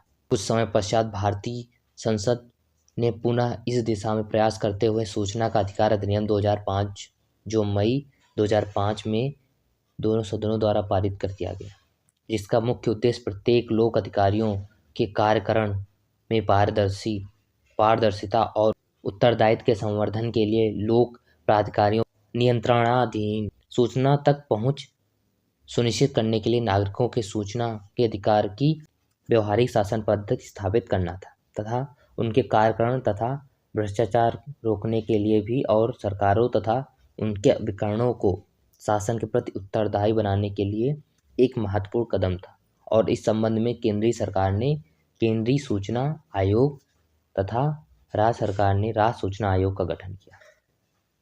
यहाँ पर केंद्र सूचना आयोग भी बना हुआ है और राज्य सूचना आयोग भी बना है। इम्पॉर्टेंट बात यह है कि राइट टू नो, जानने का अधिकार सबके पास है। जैसे कि समझ लीजिए कोई पुलिस आपको गिरफ्तार करने आ गई, आपके पास ये अधिकार है कि भाई क्यों गिरफ्तार करने आए, आपके पास क्या कागज़ है हमें दिखाइए। जानने का अधिकार है कि फर्जी तो नहीं कर रहे हैं। तो ये राइट हम लोगों का बनता है, राइट टू नो, कि हम जान सकें हर चीज़ों को। सरकार ने ये राइट टू नो इस वजह से किया क्योंकि भ्रष्टाचार को कम करने के लिए। आप समझ गए होंगे। हमारा जो नेक्स्ट टॉपिक है, पक्षपात के सिद्धांत को समझाइए। Explain the doctrine of base. न्याय प्रक्रिया का आवश्यक तत्व यह है कि एक प्रशासनिक निकाय जो अर्ध न्यायिक क्वासी जुडिशियल रूप से कार्य करता है उसे निष्पक्ष होना चाहिए। न्यायालयिक प्रक्रिया का एक आवश्यक अंग है। कहना है कि अगर एक प्रशासनिक निकाय होता है जो एडमिनिस्ट्रेटिव ट्रिब्यूनल्स होते हैं जिन्हें अर्ध न्यायिक बोलते हैं, वो उनका निर्णय बिल्कुल निष्पक्ष होना चाहिए। जैसे कि दोस्तों, अगर कोई प्रशासनिक ऑफिसर है, उसे सामान्य नागरिक से कोई विवाद हो गया, तो ऐसा नहीं क्योंकि एडमिनिस्ट्रेटिव ट्रिब्यूनल्स है, प्रशासनिक न्यायाधिकरण है, तो ऐसा नहीं कि वो उसका पक्ष ले ले। ठीक है, पक्षपात नहीं करना उसको। अगर एडमिनिस्ट्रेटिव ऑफिसर गलत है उसे गलत बताना होगा, अगर जो सामान्य नागरिक है वो गलत है तो उसे गलत बताना होगा। पक्षपात नहीं कर सकते, ये न्याय प्रक्रिया का आवश्यक अंग है। ठीक है, और जो वो प्रशासनिक न्यायाधिकरण जो न्याय देते हैं उसे क्या बोलते हैं? अर्ध न्यायिक क्वासी जुडिशियल बोलते हैं। पिछले पार्ट में हमने इसका न्यायिक और अर्ध न्यायिक के विषय में काफ़ी अच्छे से एक्सप्लेन किया है, आप उसे चेक कर सकते हैं। दोस्तों, उसे निष्पक्ष होना चाहिए। ठीक है, न्याय न केवल किया जाना चाहिए बल्कि अभिव्यक्त तथा स्पष्ट रूप से ऐसा प्रतीत होना चाहिए। जो न्याय उन्होंने किया ये दिखना भी चाहिए कि हाँ इन्होंने न्याय किया है। अगर किसी ने किसी का अपराध किया है, अनैतिक कार्य किया है, तो उसको सज़ा मिलनी चाहिए। अगर उसमें भी उसको सज़ा नहीं मिल रही है तो ये न्याय कैसा? इसलिए उस सामने दिखना भी चाहिए कि हाँ आपने सही किया है, आपने न्याय किया है, आपने पक्षपात नहीं किया, आपने निष्पक्ष न्याय किया है। यदि कोई ऐसा व्यक्ति जिसका प्रश्नगत विषय वस्तु में निहित हित या अभिरुचि रखता है, कोई ऐसा व्यक्ति जो उस विषय वस्तु में अपना हित और रुचि रखता है, मामले में निर्णायक है, तो यह प्रतीत नहीं हुआ कि उसने न्याय किया है। अगर कोई आदमी है जो निर्णय करने में है, उसको उसमें हित दिख रहा है, कोई प्रॉफिट दिख रहा है, और उसने अगर अच्छे से निर्णय नहीं किया, भले ही उसने वास्तव में न्याय किया हो, भले उसने न्याय किया हो, अगर उसका हित है उसमें, तो आगे क्या है? क्योंकि यह मानव स्वभाव है कि कोई व्यक्ति हितबद्ध मामले में निष्पक्ष नहीं रह सकता। मानव का स्वभाव है कि अगर कोई किसी में उसका प्रॉफिट मिल रहा है तो वहाँ पर निष्पक्ष नहीं कर सकता। जिधर से उसको प्रॉफिट मिल गया उधर ही झुकाव ले लेगा। इसलिए न्यायालय ने कहा है कि अगर उसमें वो शामिल है और उसकी अगर रुचि है या उसमें हित है उसका, तो न्यायिक व्यवहार का नियम प्राचीन काल से ही यही रहा है कि न्यायाधीश को पूर्वाग्रह से मुक्त होना चाहिए, उसमें कोई लाभ नहीं होना चाहिए। यदि कोई विषय वस्तु में हित रखता है तो निष्पक्ष रूप से उस मामले में न्यायाधीश या निर्णायक होने का योग खो देता है। अगर उसमें उसकी रुचि है या उसके कोई हित है उसमें, उस विवाद में, और हित लेकर वो निर्णय को पक्षपात कर रहा है, तो वो अपना न्यायाधीश या निर्णायक पद खो देगा, उसको हटा दिया जाएगा। ठीक है दोस्तों, तो यहाँ पर उसको प्रॉफिट नहीं देखना होगा, निष्पक्ष, बिल्कुल निष्पक्ष निर्णय देना ही होगा। पक्षपात के सिद्धांत को आप समझ गए होंगे अच्छे से। आगे बढ़ते हैं। ठीक है, आगे है प्रशासनिक विशेषाधिकार से आप क्या समझते हैं? दोस्तों, what do you understand bye administrative privilege? जहां प्रशासनिक अधिकारी द्वारा सख्त के प्रयोग में तत्वों को बदलने तथा विश्वास, प्रत्याशा या प्रवृत्ति के अनुसार कार्य करने की अनुमति दी जाती है, उसे प्रशासनिक विवेक कहते हैं। प्रशासनिक विवेक का प्रयोग मनमाना, अनिश्चित तथा काल्पनिक न होकर विधिक तथा न्यायिक होता है। जो प्रशासनिक विवेक होता है, अगर कोई प्रशासनिक अधिकारी वो अपना विवेक यूज़ कर रहा है तो वो अनिश्चित नहीं हो सकता, काल्पनिक नहीं हो सकता, होगा कैसा? विधिक तथा नियम द्वारा। ऐसा नहीं कि कोई प्रशासकीय अधिकारी है वो अपनी शक्ति का दुरुपयोग करे, काम करेगा अपने विवेक द्वारा, नियम के बाहर नहीं कर सकता। विधिक अर्थों में विवेक का अर्थ स्वेच्छा तथा व्यक्तिगत मनोभाव नहीं है। विधिक अर्थों में विवेक का अर्थ कि स्वेच्छा तथा व्यक्तिगत नहीं है, व्यक्तिगत मनोभाव नहीं है विधिक अर्थों में विवेक का। ठीक है। प्रशासनिक विवेकाधिकार प्रदान करते समय अक्सर लोकहित, लोक सुरक्षा, संतोष, समाधान, समक्ष तथा युक्त जैसे शब्दों का प्रयोग किया जाता है। जब किसी को विवेकाधिकार दिया जाता है तो उससे होता है कि आप जो विवेक करेंगे वो लोकहित होना चाहिए, लोगों के हित में होना चाहिए, लोगों की सुरक्षा के लिए होना चाहिए। जो आप कार्य करते हैं उससे लोग संतोष हों, उनको संतोष मिलनी चाहिए, अशांति नहीं फैलनी चाहिए। अगर कोई समस्या है तो उसका आप समाधान करने के लिए विवेक कर सकते हैं। जहाँ प्रशासनिक अधिकार तथ्यों के आधार पर नहीं अपितु अपने विश्वास, समाधान, संतुष्टि तथा सक्षमता के अनुसार निर्णय देने के लिए अधिकृत हो जाता है। तो यहाँ पर क्या होता है, जो अधिकारी है अपने विश्वास और समाधान, संतुष्टि से निर्णय देने के लिए अधिकृत हो जाता है। वर्तमान कल्याणकारी राज्य के युग में प्रशासक की विवेक, साम्य की आवश्यकता तथा अधिकारिता है। तो दोस्तों, ये जो विशेषाधिकार होते हैं, जो प्रशासनिक होते हैं, उनका विवेक तो होता है, प्रशासनिक विवेक कहते हैं, जो अपने अनुसार कार्य करते हैं विवेक के अनुसार, लेकिन उन पर भी जो विवेक यूज़ करेंगे भी लोकहित के लिए होना चाहिए, लोक सुरक्षा के लिए होना चाहिए, सब उससे संतोष होना चाहिए, सभी के लिए संतोषजनक होना चाहिए। ठीक है दोस्तों, तो ये प्रशासनिक विशेषाधिकार होते हैं। नेक्स्ट टॉपिक क्या है हमारा क्वेश्चन, निर्णयोपरांत सुनवाई क्या है? What is post decisional hearing? दोस्तों, विधिक का यह एक मौलिक नियम है कि कोई ऐसा निर्णय नहीं किया जाना चाहिए जो किसी व्यक्ति को मामले की सूचना बिना दिए हुए तथा अपने पक्ष को प्रस्तुत करने का अवसर बिना दिए हुए प्रतिकूल रूप से प्रभावित करे। दोस्तों, विधि का एक मौलिक नियम है कि अगर कोई निर्णय देने से पहले, जैसे कोई अपना केस लेकर गया कि इन्होंने हमारे साथ ऐसा किया है, बिना उसको सूचना दिए, बिना उसकी नॉलेज में, यहाँ पर न्यायालय निर्णय नहीं दे सकता कि उस दूसरे पक्ष को सुना नहीं और इन्होंने निर्णय दे दिया, उसको सूचना ही नहीं दिया और निर्णय दे दिया कि इनको इतनी सज़ा दे दिया, इनको इतना जुर्माना है, पुलिस गई उनको उठा लाई। दोस्तों, आपको यहाँ पर समझना होगा कि जो निर्णय होता है उसके पहले सुनवाई का अवसर देना चाहिए। ठीक है, अगर सुनवाई का अवसर नहीं देते तो वो निरस्त कर दिया जाएगा निर्णय। इसलिए आप देखते हैं जो न्यायालय होता है दोनों पक्ष को सुनवाई का अवसर देता है। इसलिए किसी व्यक्ति को मामले की सूचना बिना दिए हुए तथा अपने पक्ष को प्रस्तुत करने का अवसर बिना दिए हुए प्रतिकूल रूप से प्रभावित करे। कोई भी विहित प्रक्रिया उचित, ऋजु तथा युक्त होनी चाहिए, भले ही उसके संबंध में कोई विशिष्ट प्रावधान पर नियम में अथवा उसके अंतर्गत बनाए गए नियमों में ना हो, तो भी सुनवाई का अवसर, उचित अवसर उसमें विवक्षित रूप से विद्यमान मानना चाहिए। मतलब कोई भी कार्य हो, सुनवाई का अवसर जरूर दिया जाना चाहिए। ठीक है, तो निर्णय लेने से पहले सुनवाई का अवसर न्यायालय देता है। यही हमारा निर्णयोपरांत सुनवाई। What is the post decisional hearing? इसी में एक केस है रवि एस नायक बनाम भारत संघ, AIR 1994 का केस है। सुप्रीम कोर्ट ने निर्णय दिया था। उच्चतम न्यायालय ने एक निर्णय के अनुसार जहां विधानमंडल के किसी सदस्य को सुनवाई का अवसर दिए बिना डिस्क्वालीफाई घोषित कर दिया। मतलब कोई विधानमंडल का सदस्य होगा, उसको सुनवाई दिए बिना ही डिस्क्वालीफाई कर दिया उसको पद से। वहाँ ऐसा घोषणा को दूषित बताते हुए निरस्त कर दिया गया। जहाँ न्यायालय यह युक्त समझे कि न्यायालय द्वारा निर्णयोपरांत सुनवाई का अवसर दिया जाए। न्यायालय को समझना चाहिए कि निर्णय देने से पहले उसको सुनवाई का अवसर दिया जाना चाहिए। वहाँ एक विवेकानुसार या उचित कारण दर्शित करने पर सुनवाई का अवसर दे सकता है। तो दोस्तों, अगर कोई निर्णय देगा न्यायालय, उसके पहले सुनवाई का अवसर देगा, चाहे जो भी केस हो। ठीक है, तो निर्णयोपरांत सुनवाई आप समझ गए होंगे। ठीक है, आगे चलते हैं। नेक्स्ट है हमारा कारण सहित निर्णय, रीजनेड डिसीजन। निर्णय अगर कोई दिया जा रहा है तो उसका कारण भी होना चाहिए, बिना कारण आप डिसीजन नहीं ले सकते। ठीक है दोस्तों, इसको समझना बहुत जरूरी है। तर्क सहित या कारण सहित निर्णय नैसर्गिक न्याय, प्राकृतिक न्याय, नेचुरल जस्टिस का परिक्षेत्र अत्यधिक व्यापक हो गया है। कि अगर कोई निर्णय लिया जा रहा है तो उसका तर्क सहित होना चाहिए। इसलिए आप देखते होंगे कि जब कोई जजमेंट आता है तो उसमें फैक्ट लिखे होते हैं, इस कारण ये हुआ है, इस कारण ये हुआ है। ठीक है दोस्तों, तो यहाँ पर तर्क सहित या कारण सहित निर्णय होना चाहिए। कारण जानने का अधिकार न्यायिक पुनर्विलोकन जुडिशियल रिव्यू अनिवार्य अंग है। जो कारण जानना ही जुडिशियल रिव्यू का अनिवार्य अंग है।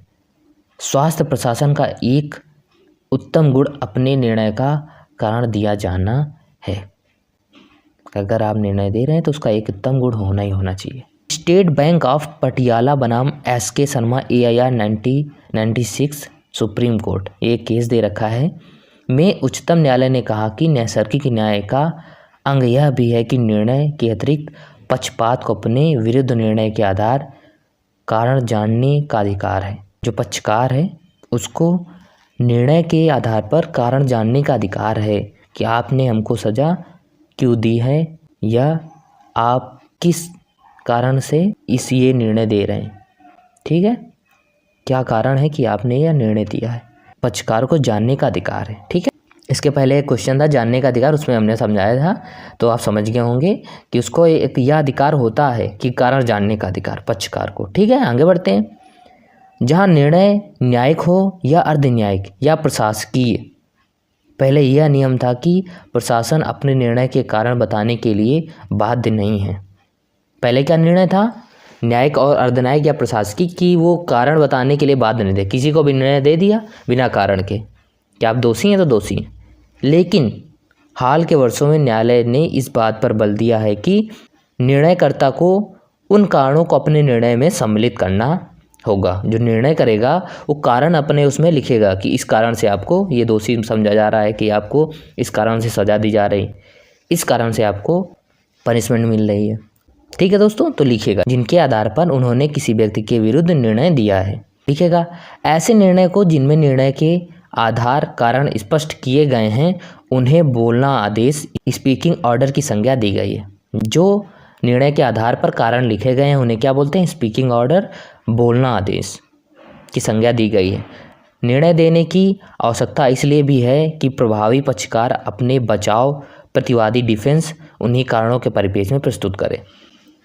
निर्णय देना इसलिए ज़रूरी है कि जो पक्षकार है अपने बचाव के लिए, डिफेंस के लिए उन्हीं कारणों में के परिप्रेक्ष्य प्रस्तुत करे कि अपना बचाव कर सके, कि किन कारणों से हमें सज़ा दी जा रही है, जिससे कि वो अपना बचाव कर सके। तो आप समझ गए होंगे दोस्तों, अगर कोई निर्णय दिया जा रहा है तो उसके कारण देना चाहिए। ठीक है, पहले नहीं था लेकिन अब हो गया है, और जब वो कारण देंगे तभी वो कोई पक्षकार उसमें डिफेंस ले सकता है उन्हीं कारणों के अनुसार। ठीक है दोस्तों, आप समझ गए होंगे रीजनल डिसीजन क्या होता है, कारण सहित निर्णय समझ गए होंगे। अगर आपको कोई भी क्वेश्चन रहता है, एनी वन क्वेश्चन, आप हमें कमेंट करके बता दीजिएगा, आपकी ज़रूर हेल्प करूँगा। ठीक है, तो आगे बढ़ते हैं, बढ़े आगे। नेक्स्ट क्वेश्चन देखते हैं दोस्तों। लोकपाल पर एक संक्षिप्त टिप्पणी लिखिए। Right a short note on Lokpal. आइए समझते हैं।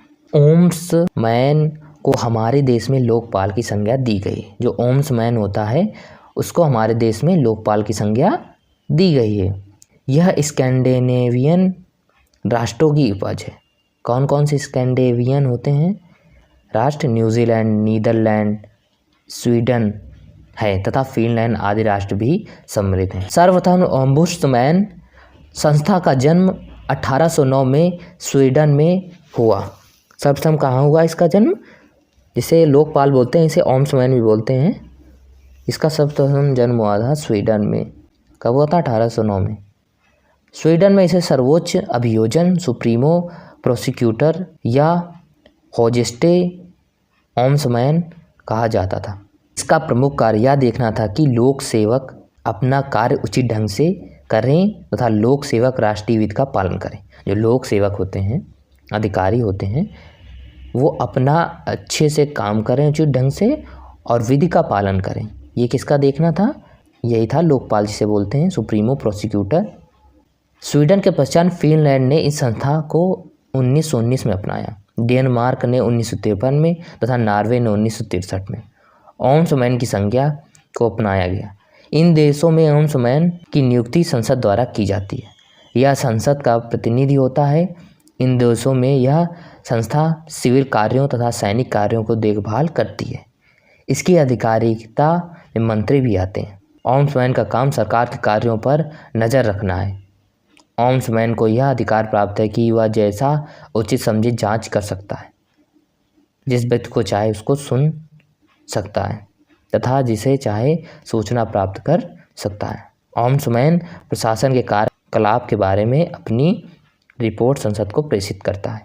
इसका कार्य प्रशासन को कर्तव्यबोध कराना होता है। ठीक है दोस्तों, तो ओम्बुड्समैन होता है वो संसद को रिपोर्ट करता है और देखता है जो लोकपाल लोक सेवक होते हैं वो अपना काम सही से करते हैं कि नहीं कर रहे हैं। वो सरकार के कार्यों को भी देखता है कि उचित ढंग से कर रहे हैं कि नहीं कर रहे हैं। जो लोकपाल होता है उसका यही काम होता है। ठीक है, और उनमें जांच कर सकता है, उचित समझे तो उसका अधिकार होता है उसके पास, वह उचित समझे तो जांच कर सकता है किसी भी संसद के सदस्य को बुलाकर। और यह संसद का प्रतिनिधि होता है, जो लोक सेवक होते हैं उनके कार्यों को देख रेख करता है। जो हमारा लोकपाल होता है प्रशासन के कार्यों के बारे में अपनी रिपोर्ट संसद को प्रेषित करता है, प्रस्तुत करता है। इसका कार्य प्रशासन को कर्तव्य बोध कराना होता है। जो लोकपाल का कार्य क्या होता है, जो प्रशासन है उनको अपना कर्तव्य का बोध कराना होता है कि आपका ये काम है, आप ये काम करिए, इस काम को आपको करना चाहिए, ऐसे करना चाहिए। अगर कोई गलत करता है उसमें जांच कर सकता है, पूरी रिपोर्ट संसद में प्रस्तुत कर सकता है। आप समझ गए होंगे लोकपाल के कार्य के बारे में।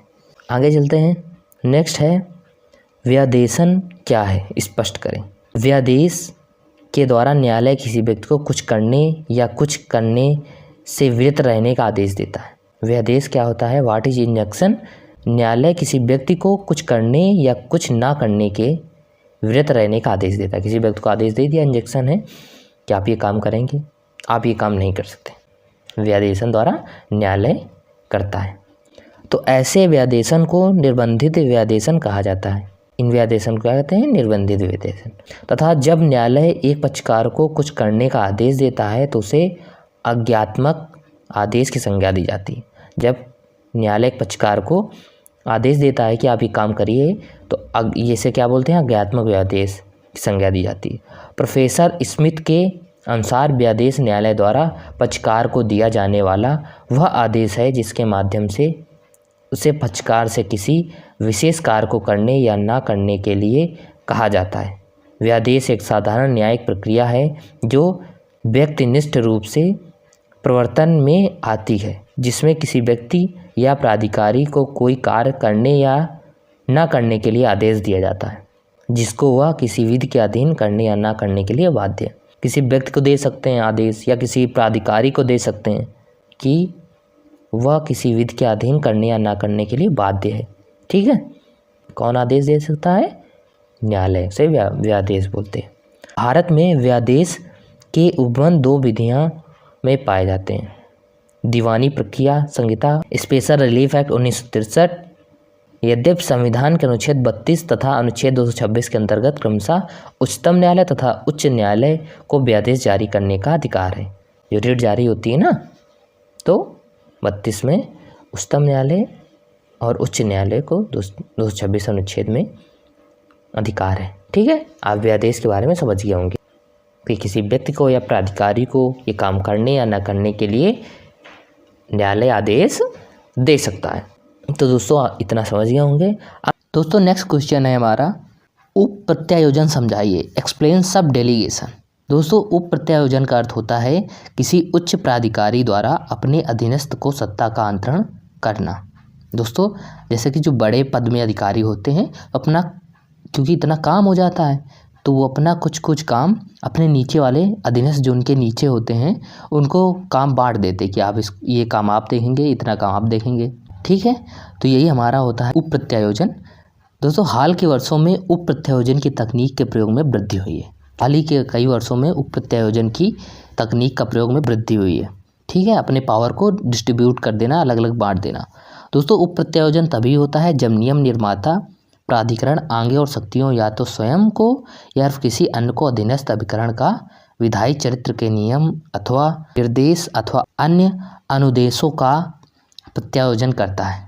दोस्तों जैसे नियम निर्माता जो कोई नियम बनाते हैं उसके बाद उनकी शक्तियों को आगे अधीनस्थ के जो अधिकारी होते हैं उनको ट्रांसफ़र करते हैं नियम के द्वारा। आधुनिक प्रशासन में उप प्रत्यायोजन का प्रचलन आवश्यक हो गया है।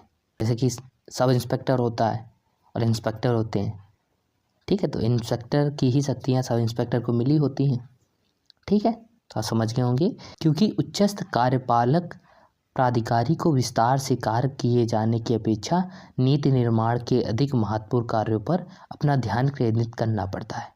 पर जो बड़े पदों पर बैठे हुए अधिकारी हैं उनको बहुत काम होता है, इसलिए वो काम डिस्ट्रीब्यूट कर रखे होते हैं। उप प्रत्यायोजन को 2 आधारों पर उचित ठहराया जाता है। प्रथम यह कि प्रत्यायोजन के अधिकार में ही उप प्रत्यायोजन का अधिकार सम्मिलित है, तथा द्वितीय यह कि उप प्रत्यायोजन प्रत्यायोजित का अनुषंगिक एंसिलरी कार्य है। जो उनका कार्य होगा, उन्होंने वही काम ट्रांसफ़र किया है तो वही काम करेंगे, ठीक है। उप प्रत्यायोजन यही होता है, सब डेलीगेशन। आप समझ गए होंगे। नेक्स्ट क्वेश्चन, आगे बढ़ते हैं। नेक्स्ट क्वेश्चन हमारा नेक्स्ट टॉपिक है घोषणात्मक वाद क्या है। What is declaratory suit. दोस्तों घोषणात्मक वाद में न्यायालय द्वारा किसी अधिकार की घोषणा मात्र करने की प्रार्थना की गई होती है।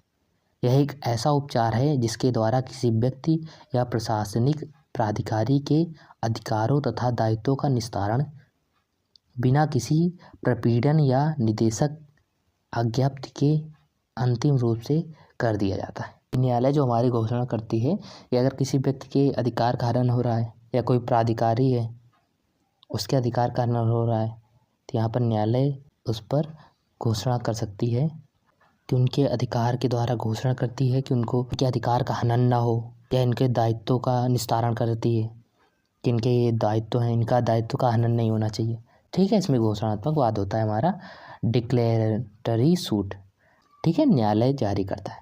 देखते हैं नेक्स्ट हमारा टॉपिक क्या है। दोस्तों राज के कृत्य से आप क्या समझते हैं।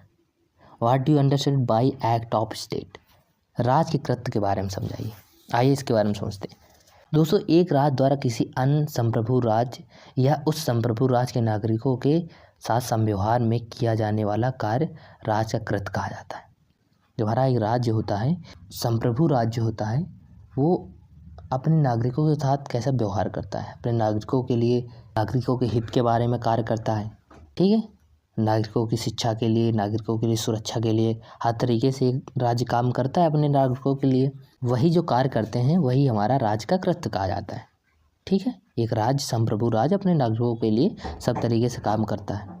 जैसे कि भारत एक संप्रभु राष्ट्र है, इसके द्वारा अमेरिका या रूस जैसे संप्रभु राष्ट्र या उसके नागरिकों के साथ संबंधों के अनुक्रम में यदि कोई कार्य किया जाता है तो इसे राज्य के कार्य की संज्ञा दी जाती है। राज्यकृत संप्रभुता के अंतर्गत किया जाता है।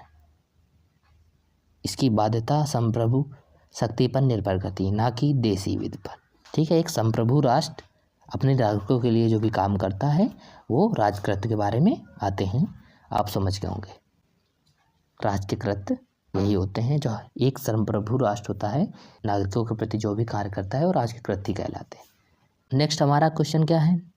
नेक्स्ट है प्रशासनिक अधिकारियों को संवैधानिक सुरक्षा, constitutional safeguard to civil servant.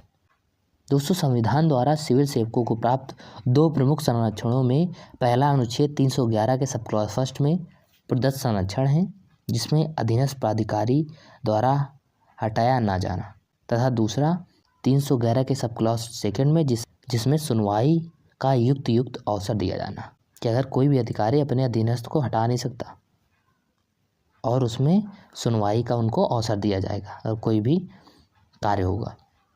दोस्तों सुनवाई का युक्त अवसर होता है संविधान का अनुच्छेद 311 सब क्लॉज सेकंड में यह प्रावधान करता है कि किसी सिविल सेवक को ऐसी जांच के पश्चात ही उसमें उसे विरुद्ध आरोप की सूचना दे दी गई है तथा उन आरोपों के संबंध में सुनवाई का अवसर प्रदान किया गया है।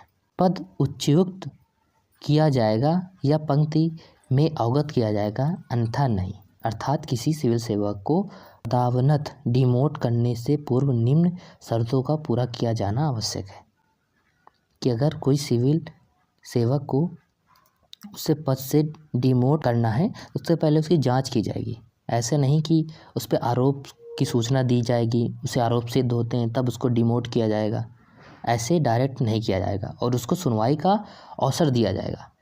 ठीक है, वो आर्टिकल 311 के सब क्लॉज सेकंड में दे रखा है।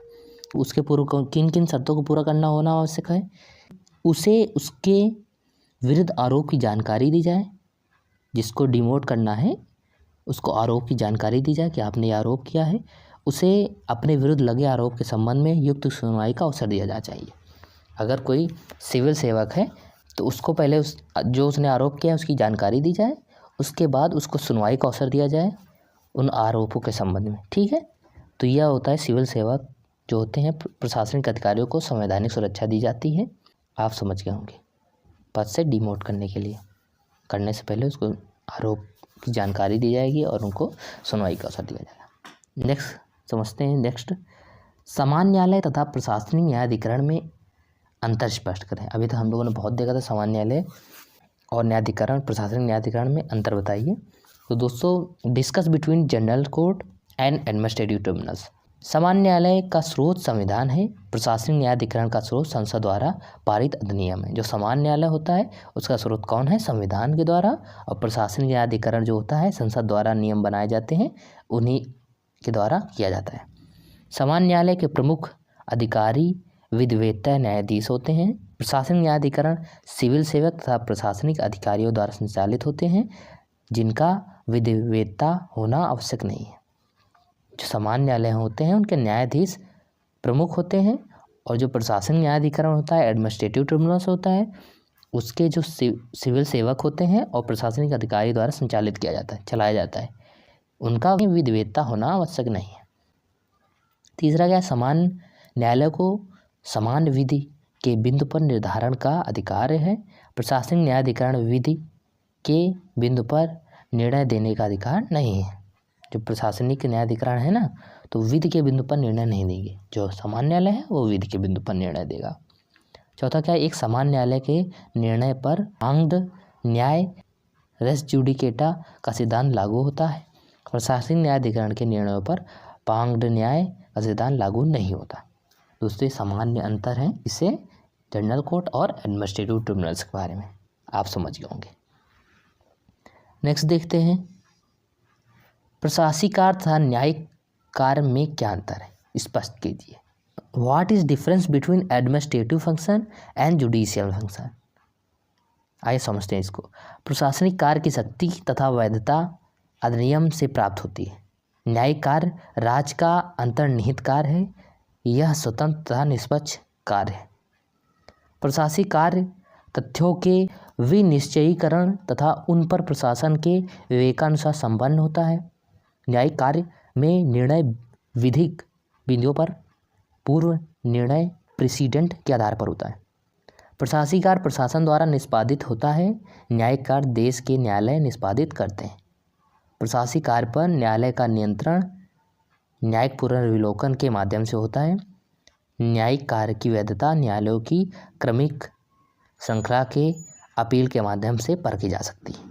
हमारे प्रशासनिक कार्य होते हैं उसमें न्यायालय का नियंत्रण होता है, ठीक है, न्यायिक पुनर्विलोकन कर सकते हैं ना। और जो हमारे न्यायिक कार्य होते हैं उसकी वैधता के लिए न्यायालयों की क्रमिक होती हैं, श्रृंखलाएँ होती हैं ना। किसी हाई कोर्ट ने दिया निर्णय, उसका सुप्रीम कोर्ट में जा सकते हैं आप ना। समझ गए होंगे आप प्रशासनिक कार्य तथा न्यायिक कार्य के बारे में। दोस्तों, भारतीय संविधान के अनुच्छेद 32 एवं अनुच्छेद 226 में क्या अंतर है, आइए समझते हैं। Difference between article 32 and article 226 of Indian constitution. दोस्तों, भारतीय संविधान के अनुच्छेद 32 तथा अनुच्छेद 226 के अंतर्गत क्रमशः उच्चतम न्यायालय एवं उच्च न्यायालय को प्रलेख या लेख रीड जारी करने का अधिकार प्रदान किया गया है। जैसे कि आप जानते हैं, जो उच्चतम न्यायालय होता है वो 32 के तहत रीड जारी करता है और उच्च न्यायालय होता है 226 के तहत रीड जारी करता है, ठीक है। इन रीटों का प्रलेखों का प्रयोजन संविधान के भाग 3 में प्रदत्त मौलिक अधिकारों फंडामेंटल राइट्स को लागू करना है। ये रिट जारी की जाती है फंडामेंटल राइट्स को लागू कराने के लिए। इन दोनों अनुच्छेदों में प्रमुख अंतर यह है कि अनुच्छेद 32 संवैधानिक उपचार होने के साथ साथ स्वयं एक मौलिक अधिकार है, परंतु अनुच्छेद 226 संवैधानिक उपचार मात्र है। अनुच्छेद 226 संवैधानिक उपचार मात्र है। अनुच्छेद 32 के अंतर्गत सिर्फ मौलिक अधिकारों को प्रवर्तित कराने हेतु लेख जारी कराया जा सकता है, जबकि अनुच्छेद 226 मौलिक अधिकारों के प्रवर्तन के साथ साथ किसी अन्य प्रयोजन के लिए भी प्रलेख उच्च न्यायालय द्वारा जारी किया जा सकता है। जो हमारा 32 है वो सिर्फ मौलिक अधिकारों के लिए होता है, सुप्रीम कोर्ट जारी करता है, और जो हमारा 226 है ये मौलिक अधिकारों के साथ साथ अन्य प्रयोजन के लिए हाई कोर्ट जारी करता है। इस प्रकार अनुच्छेद 226 अनुच्छेद 32 से अधिक व्यापक है। अनुच्छेद 32 के अंतर्गत उच्चतम न्यायालय को तथा अनुच्छेद 226 के अंतर्गत उच्च न्यायालय को बंदी प्रत्यक्षीकरण, परमादेश, प्रतिषेध, उत्प्रेषण तथा अधिकार पक्ष प्रकृति के रिटों को जारी करने, उपचार प्रदान करने का अधिकार है। ठीक है, 5 प्रकार के रिटों के बारे में जारी करते हैं। तो दोस्तों आप बेसिक का अंदाज समझ गए होंगे भारतीय संविधान के अनुच्छेद 32 और 226 में। नेक्स्ट हमारा टॉपिक जो क्वेश्चन है, लोक निगम से आप क्या समझते हैं? What do you understand by public corporation? लोक निगम एक अभिकरण एजेंसी है। जो लोक निगम होता है एक एजेंसी के तरीके काम करती है, जिसका सृजन विधानमंडल के अधिनियम द्वारा किया जाता है। ये एजेंसी बनाई जाती है, किसके द्वारा बनाई जाती है? एक विधानमंडल के द्वारा जो अधिनियम पारित करता है उसके द्वारा बनाई जाती है। इनका निर्माण किया जाता है, सृजन किया जाता है, जो सरकार की ओर से किसी सेवा का संचालन करता है। जो ये एजेंसी बनाई जाती हैं सरकार की तरफ से एक सेवा का पालन करती हैं, संचालन करती हैं, बराबर चलायमान रखती हैं, किंतु एक स्वतंत्र विधि सत्ता के रूप में जिसके पास स्वयं अपनी विधि होती है। जो एजेंसी बनाई जाती हैं इनकी भी अपनी विधि है कि कैसे हम काम करेंगे, नियम बनाएंगे। ये भी होते तो सरकार के कंट्रोल में है, उनके अधिनियम से द्वारा बनाए जाते हैं, बड़े अपने आप में स्वतंत्र होते हैं, अपना काम अच्छे अपने तरीके से संचालित करते हैं। ठीक है, तथा अधिकांश प्रबंध में यह स्वायत्त, ऑटोनोमस या स्वतंत्र होता है। ठीक है, मोस्टली स्वतंत्र ही माने जाते हैं जो हमारी लोक निगम होते हैं, एजेंसियाँ होती हैं। ठीक है, आप समझ गए होंगे। यह संस्था वास्तव में एक ऐसा साधन है जिसकी स्थापना किसी विशिष्ट उद्यम को लोकहित के लिए प्रकाशित करने के उद्देश्य से की जाती है। यह एक ऐसा साधन है सरकार द्वारा स्थापित की जाती है कि लोकहित के लिए इनका जो काम होगा लोक भलाई के लिए ही किया जाएगा। लोक निगम या लोक उपक्रम की स्थापना अधिनियम पारित कर की जाती है। लोक निगम या लोक उपक्रम बनाए जाते हैं, ये अधिनियम के द्वारा पारित किए जाते हैं। यह एक स्वायत्तशासी संस्था होती है जो सरकार के दिन प्रतिदिन के हस्तक्षेप से मुक्त रहकर लोकहित के कार्य करता है। इनके अंदर सरकार का हस्तक्षेप नहीं होता, बनाए विधानमंडल के द्वारा ही जाते हैं अधिनियम के द्वारा, बट इनमें सरकार का हस्तक्षेप नहीं होता। लोगों के हित के लिए ये एजेंसियाँ काम करती हैं। लोक निगम नीति संबंधी प्रश्नों को छोड़कर अपनी कार्यप्रणाली स्वतंत्र रूप से संचालित करते हैं। जो लोक निगम की नीतियाँ बनाती है कि ऐसे एजेंसी बनेगी, ये इसमें होना चाहिए, ऐसा रूल लगेंगे, इनको छोड़कर अपनी जो ये कार्यप्रणाली बनाते हैं उनमें स्वतंत्र हैं। कैसे काम करेंगे ये करने में स्वतंत्र हैं। बाकी इनके निगम बनाने की नीति है वो विधानमंडल तय करती है अधिनियम के द्वारा। ठीक है, तो आप समझ गए होंगे लोक निगम के बारे में। आगे बढ़ते हैं। अब आता है पब्लिक इंटरेस्ट लिटिगेशन, जिसे जनहितवाद कहते हैं। दोस्तों जो लोगों की भलाई के लिए वाद दायर किए जाते हैं, वाद लाए जाते हैं, उन्हें पब्लिक इंटरेस्ट लिटिगेशन कहते हैं। आइए समझते हैं इनको।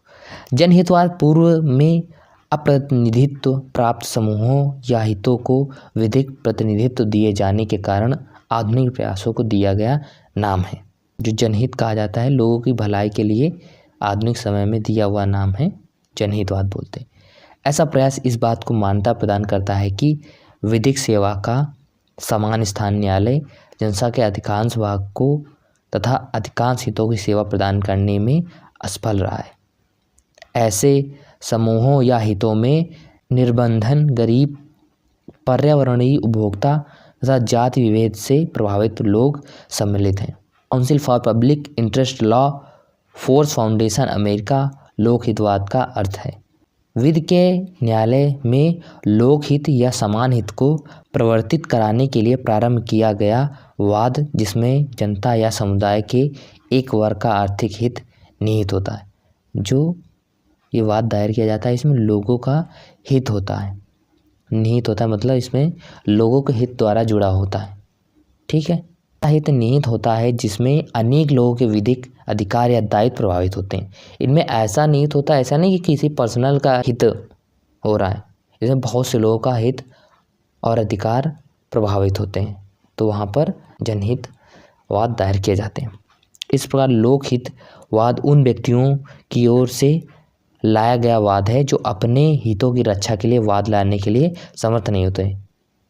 जो गरीब लोग होते हैं उनमें कई संस्थाएं होती हैं जो उनके हित जुड़ा है जिसमें, तथा न्यायालय ही उन्हें सबसे अधिक आवश्यकता होती है। पहले 3 दशकों के दौरान न्यायिक सक्रियता ने न्यायिक प्रक्रिया के नए आयाम खोले हैं।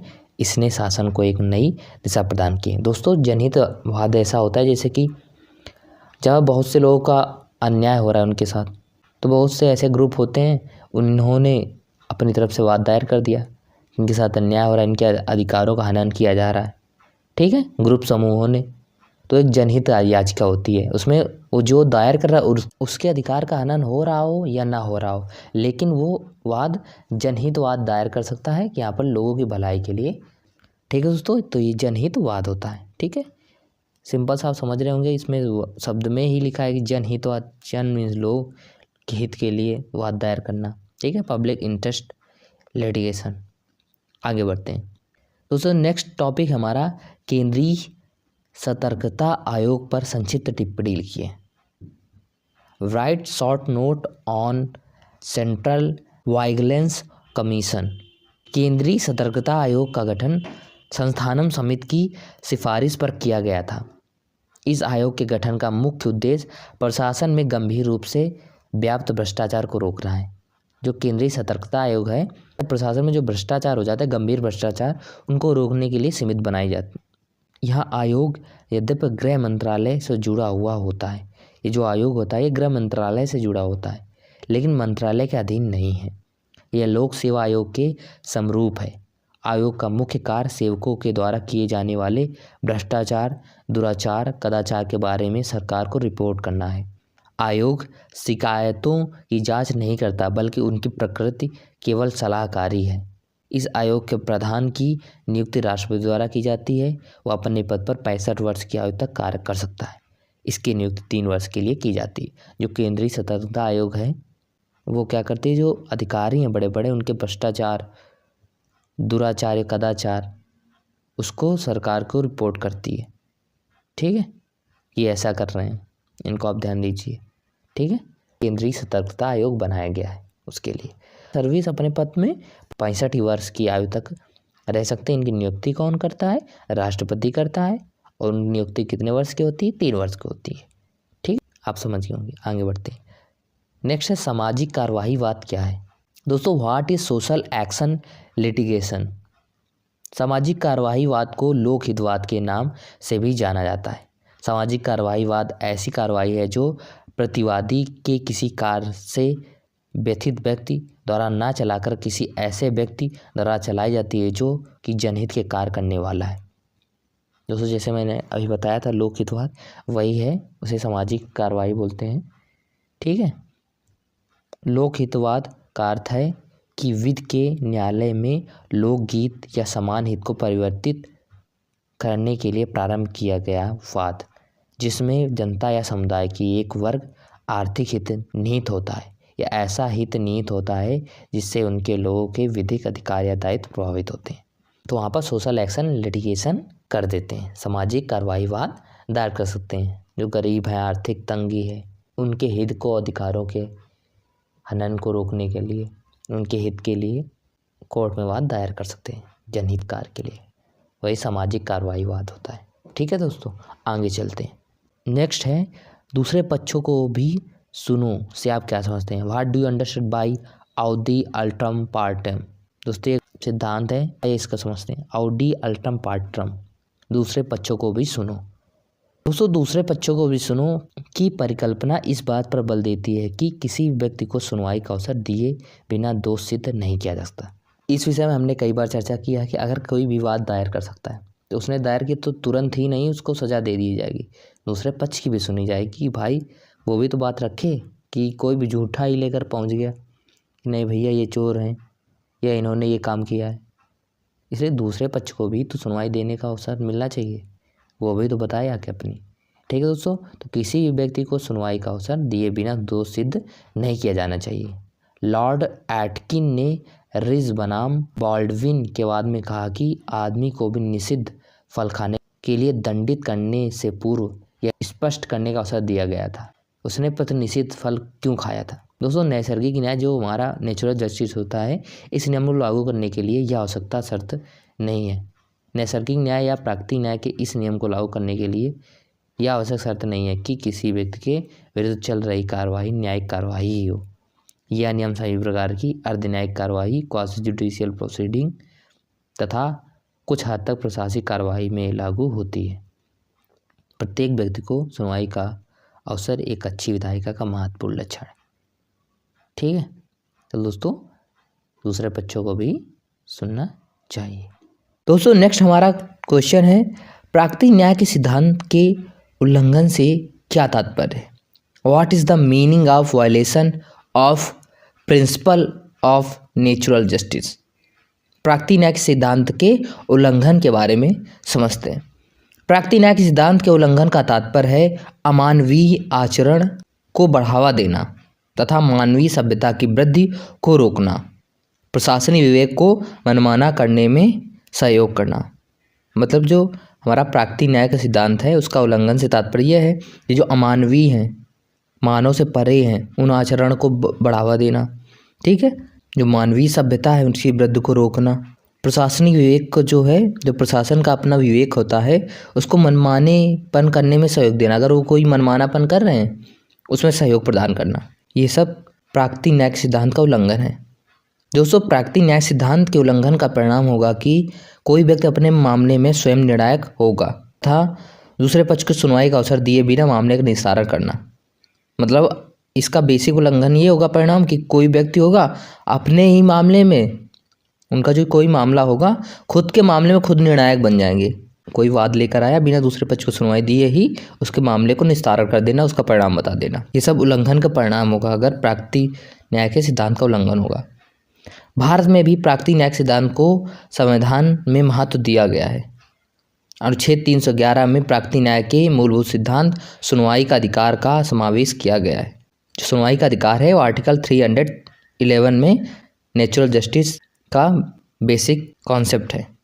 ठीक है, संविधान के अनुच्छेद 21 में साम्यक प्रक्रिया के प्रवेश में सारी रुजुता जो प्राकृतिक न्याय में निहित है। यदि प्राकृतिक न्याय का उल्लंघन होगा तो व्यक्ति अपने प्राण और दैहिक स्वतंत्रता से वंचित हो सकता है। इसी प्रकार अनुच्छेद 14 जो प्राकृतिक न्याय सिद्धांतों को सन्निविष्ट करता है। प्राकृतिक न्याय का उल्लंघन अतिक्रमण का परिणाम मनमानापन है तथा प्राकृतिक न्याय सिद्धांतों का उल्लंघन अनुच्छेद 14 के समता दंड का अतिक्रमण होगा। दोस्तों बेसिक सा है, अगर प्राकृतिक न्याय सिद्धांत का उल्लंघन होता है तो आदमी प्राण और दैहिक स्वतंत्रता से वंचित हो जाएगा अनुच्छेद 21 के तहत। प्राकृतिक न्याय सिद्धांत का उल्लंघन अनुच्छेद 14 के समता खंड, अनुच्छेद 14 जो इक्वालिटी है उसका खंड का अतिक्रमण होगा। ठीक है, जो आर्टिकल 14 में दे रखा है इक्वालिटी, आर्टिकल 14 में दे रखा है इक्वालिटी। तो दोस्तों ये है प्राकृतिक न्याय सिद्धांत का उल्लंघन। अगर कोई नेचुरल जस्टिस का वायलेशन करना तो कैसे वायलेशन करेगा? कोई व्यक्ति अपने मामले में स्वयं निर्णायक बन जाएगा तो भी उल्लंघन हो गया। रूल है कि कोई भी व्यक्ति अपने ही मामले में निर्णायक नहीं बन सकता। दूसरा क्या है? दूसरे पक्ष को सुनवाई का अवसर दिए बिना मामले का निस्तारण कर देना। जबकि ये है कि दूसरे पक्ष को भी सुनवाई देने का अवसर दिया जाना चाहिए। ठीक है दोस्तों, तो आप समझ गए होंगे। आगे बढ़ते हैं। नेक्स्ट है हमारा क्वेश्चन, लोकायुक्त क्या है? What is Lokayukta? राज्यों में लोकायुक्त की स्थापना उसी उद्देश्य को लेकर की गई है जिस उद्देश्य से केंद्र में लोकपाल की स्थापना प्रस्तावित है। प्रत्येक राज्य लोकपाल और लोकयुक्त अधिनियम 2013 के प्रारंभ होने की तारीख से 1 वर्ष की अवधि के भीतर कुछ लोककृत कार्यों के विरुद्ध भ्रष्टाचार से संबंधित शिकायतों से निपटने के लिए अपने राज्य के लिए लोकायुक्त के नाम से ज्ञात एक निकाय की स्थापना करेगा। यदि ऐसा किसी निकाय को राज्य विधानमंडल द्वारा बनाई गई किसी विधि द्वारा स्थापित, गठित या नियुक्त नहीं किया गया है। इस अधिनियम के अंतर्गत राज्यों में लोकायुक्त नियुक्त करने के संबंध में निर्देश दिया गया है, जिसमें यह कहा गया है कि लोकायुक्त का एक अध्यक्ष होगा जो राज्य के उच्च न्यायालय के मुख्य न्यायाधीश तथा उच्च न्यायालय के सेवानिवृत्त न्यायाधीश या कोई महत्वपूर्ण व्यक्ति हो सकता है। जो लोकायुक्त का अध्यक्ष होगा या तो उच्च न्यायालय के मुख्य न्यायाधीश अथवा उच्च न्यायालय का जो सेवानिवृत्त होगा न्यायाधीश या कोई महत्वपूर्ण व्यक्ति हो सकता है। अध्यक्ष, ठीक है। इस संस्था के अधिकतम 8 सदस्य हो सकते हैं। ये जो लोकायुक्त संस्था बनाई जाएगी इसके कितने सदस्य हो सकते हैं? अधिकतम 8 सदस्य हो सकते हैं, जिसमें आधे सदस्य न्यायिक पृष्ठभूमि से संबंधित होंगे। जिनमें जो आधे सदस्य होंगे वो कहाँ से बिलोंग करेंगे? न्यायिक पृष्ठभूमि से। तथा शेष आधे सदस्य अनुसूचित जाति या अनुसूचित जनजाति, पिछड़ी जाति, अल्पसंख्यकों और महिलाओं से होंगे। जो बाकी आधे होंगे अनुसूचित जाति या अनुसूचित जनजाति, पिछड़ी जाति से या अल्पसंख्यक और महिलाओं में से होंगे। लोकायुक्त के पास किसी मामले में जांच एजेंसी के निरीक्षण करने और उसे निर्देश देने का अधिकार होगा। जो लोकायुक्त का अधिकार क्या होता है? अगर कोई जांच एजेंसी है उसे निरीक्षण करना, उसके बारे में जांच करना या उन्हें निर्देश देना कि आप ऐसा करिए, आप ऐसा करिए, ठीक है। जांच एजेंसियों को लोकायुक्त करते हैं। दोस्तों आप समझ गए होंगे लोकायुक्त के बारे में। ये राज्य द्वारा गठित किए जाते हैं और इनमें कितने सदस्य होते हैं? 8 सदस्य होते हैं लोकायुक्त में। इसका जो अध्यक्ष होता है वो या तो मुख्य न्यायाधीश का सेवानिवृत्त न्यायाधीश होगा या कोई महत्वपूर्ण व्यक्ति हो सकता है जो उसका अध्यक्ष बनाया जाएगा। और उसमें आधे सदस्य होंगे न्यायिक पृष्ठभूमि से, जो न्यायिक पृष्ठभूमि से बिलोंग करते हैं, और आधे जो सदस्य होंगे उसे अनुसूचित जाति, अनुसूचित जनजाति, पिछड़ी जाति, अल्पसंख्यक और महिलाओं में से होंगे। लोकायुक्त पास इस मामले की जांच एजेंसी के निरीक्षण करना, जो किसी कोई मामले में जांच एजेंसी बैठा ली गई उसका निरीक्षण करना, उसे निर्देश देना का अधिकार होता है, ठीक है। तो आप समझ गए होंगे लोकायुक्त के बारे में। नेक्स्ट क्वेश्चन हमारा है संस्थागत निर्णय क्या है? What is institutional decision? सुनवाई के अधिकार के बारे में यह समान धारणा है कि जो सुने वही निश्चय करे। यदि एक व्यक्ति सुनता है और कोई अन्य व्यक्ति निश्चय करता है तो इससे सुनवाई के अधिकार का उल्लंघन होता है। परंतु भारी भरकम मात्रा में होने वाला प्रशासनिक न्याय निर्णयन प्रशासनिक अभिकरण के अध्यक्ष के लिए व्यक्तिगत सुनवाई और निर्णय समाध्य कर देता है। परिणाम स्वरूप व्यक्तिगत सुनवाई और विनिश्चय जो न्यायिक प्रक्रिया में प्रचलित है, प्रशासनिक प्रक्रिया में प्रतिनिधिक प्रकार की सुनवाई और विनिश्चय के रूप में प्रतिपादित की गई है। इसी को संस्थागत निर्णय या मनुष्य कहा जाता है, जो संपूर्ण संगठन द्वारा संपन्न किया जाता है। इसमें आरंभ से अंत तक एक ही मनुष्य का हाथ नहीं रहता है। प्रायः एक व्यक्ति सुनता है और दूसरा व्यक्ति विनिश्चय करता है। सिद्धांत विभाजित उत्तरदायित्व रिज सुनवाई की संकल्पना के प्रतिकूल है, किंतु प्रशासनिक प्रक्रिया में व्यवहार्यता यही साध्य है। संस्थागत निर्णय को अनाम निर्णय कहा जाता है क्योंकि इसका संपादन विभाग के कई अधिकारियों द्वारा किया जाता है। ये हमारा संस्थागत निर्णय होता है। और दोस्तों हमारा एडमिनिस्ट्रेटिव लॉ में हमें रिट्स भी पढ़ने की बहुत ज़रूरत है, इस वजह से हम रिट्स भी पढ़ लेते हैं। आइए समझते हैं। दोस्तों भारतीय संविधान में उल्लेखित 5 न्यायिक रिट हैं। भारतीय संविधान का अनुच्छेद 32 का खंड फर्स्ट माननीय उच्चतम न्यायालय को ऐसे निर्देश आदेश या रिट जारी करने की शक्ति देता है जो समुचित हो। संविधान में उल्लेखित ये 5 न्यायिक रिट इस प्रकार हैं: बंदी प्रत्यक्षीकरण, परमादेश, प्रतिषेध, अधिकार पक्ष और उत्प्रेषण। इन रिटों को उच्च न्यायालय भी संविधान के अनुच्छेद 226 के अंतर्गत निकाल सकता है। आइए समझते हैं। पहला है बंदी प्रत्यक्षीकरण, हैबियस कॉर्पस। यह रिट किसी भी सरकारी या गैर सरकारी व्यक्ति के संबोधित हो सकती है। यह उस व्यक्ति की प्रार्थना पर जारी की जाती है जिसको लगता है कि उसे अवैध रूप से बंदी बनाया गया है। इसमें व्यक्ति को बंदी बनाए जाने के कारणों एवं वैधता की न्यायालय द्वारा जांच की जाती है। इस रिट के द्वारा न्यायालय बंदी बनाए गए किसी व्यक्ति को अपने समक्ष प्रस्तुत करने का आदेश दे सकता है। दूसरी रिट हमारी है परमादेश। यह एक उच्च आदेश है जिसके माध्यम से किसी व्यक्ति, निगम, न्यायालय, सरकार या किसी लोक प्राधिकारी को रिट में विनिर्दिष्ट किसी कार्य को कराने हेतु निर्देश दिया जाता है ताकि मूल अधिकारों को सुरक्षित रखा जा सके। तीसरी है अधिकार पक्ष क्वे वारंटो, लोकपद अथवा उससे जुड़े हुए व्यक्तियों के अधिकारों व शक्तियों का परीक्षण क्वे वारंटो रिट के माध्यम से होता है। इस रिट द्वारा न्यायालय किसी लोक अधिकारी से यह पूछ सकता है कि वह किस अधिकार से उक्त कार्य को कर रहा है तथा अनुचित होने पर उक्त कार्य को करने से रोका जा सकता है। चौथा हमारा है प्रतिषेध प्रोहिबिटेशन। प्रतिषेध की रिट किसी वरिष्ठ न्यायालय द्वारा किसी कनिष्ठ न्यायालय या अर्ध न्यायिक अधिकरणों को जारी की जाती है, जिससे वह ऐसी अधिकारिकता का प्रयोग ना करें जो उसके अधिकार क्षेत्र से बाहर हो या कनिष्ठ न्यायालय या अधिकरण को उसके अधिकार क्षेत्र से बाहर कार्य करने से रोकती है। पांचवी हमारी है उत्प्रेषण। प्रतिषेध तथा उत्प्रेषण दोनों ही समान कारणों पर जारी की जाती हैं, परंतु दोनों में एक मुख्य अंतर यह है कि प्रतिषेध की रिट तब जारी होती है जब निर्णय न दिया गया हो और उत्प्रेषण की रिट तब जारी होती है जब निर्णय दे दिया गया हो। जो उच्च या उच्चतम के अधिकार का उल्लंघन हो, उत्प्रेषण ऐसे प्राधिकारी के विरुद्ध भी जारी हो सकता है जो अधिकारिता के भीतर कार्य कर रहा है किंतु जिसने नैसर्गिक न्यायिक सिद्धांतों के विरुद्ध कार्य किया है। दोस्तों, प्रतिषेध और उत्प्रेषण न्यायालय द्वारा सिर्फ न्यायालय के विरुद्ध जारी की जाती है। तो दोस्तों, आशा करता हूँ आपको वीडियो पसंद आया होगा। दोस्तों, यहाँ हमारा एडमिनिस्ट्रेटिव लॉ पूरा कंप्लीट हो गया है। अगर आप टेलीग्राम में ज्वाइन होना चाहते हैं तो टेलीग्राम में ज्वाइन हो जाइए। कमेंट बॉक्स या डिस्क्रिप्शन में आपको लिंक मिल जाएगा। मिलते हैं नेक्स्ट वीडियो में। जय हिंद, जय भारत।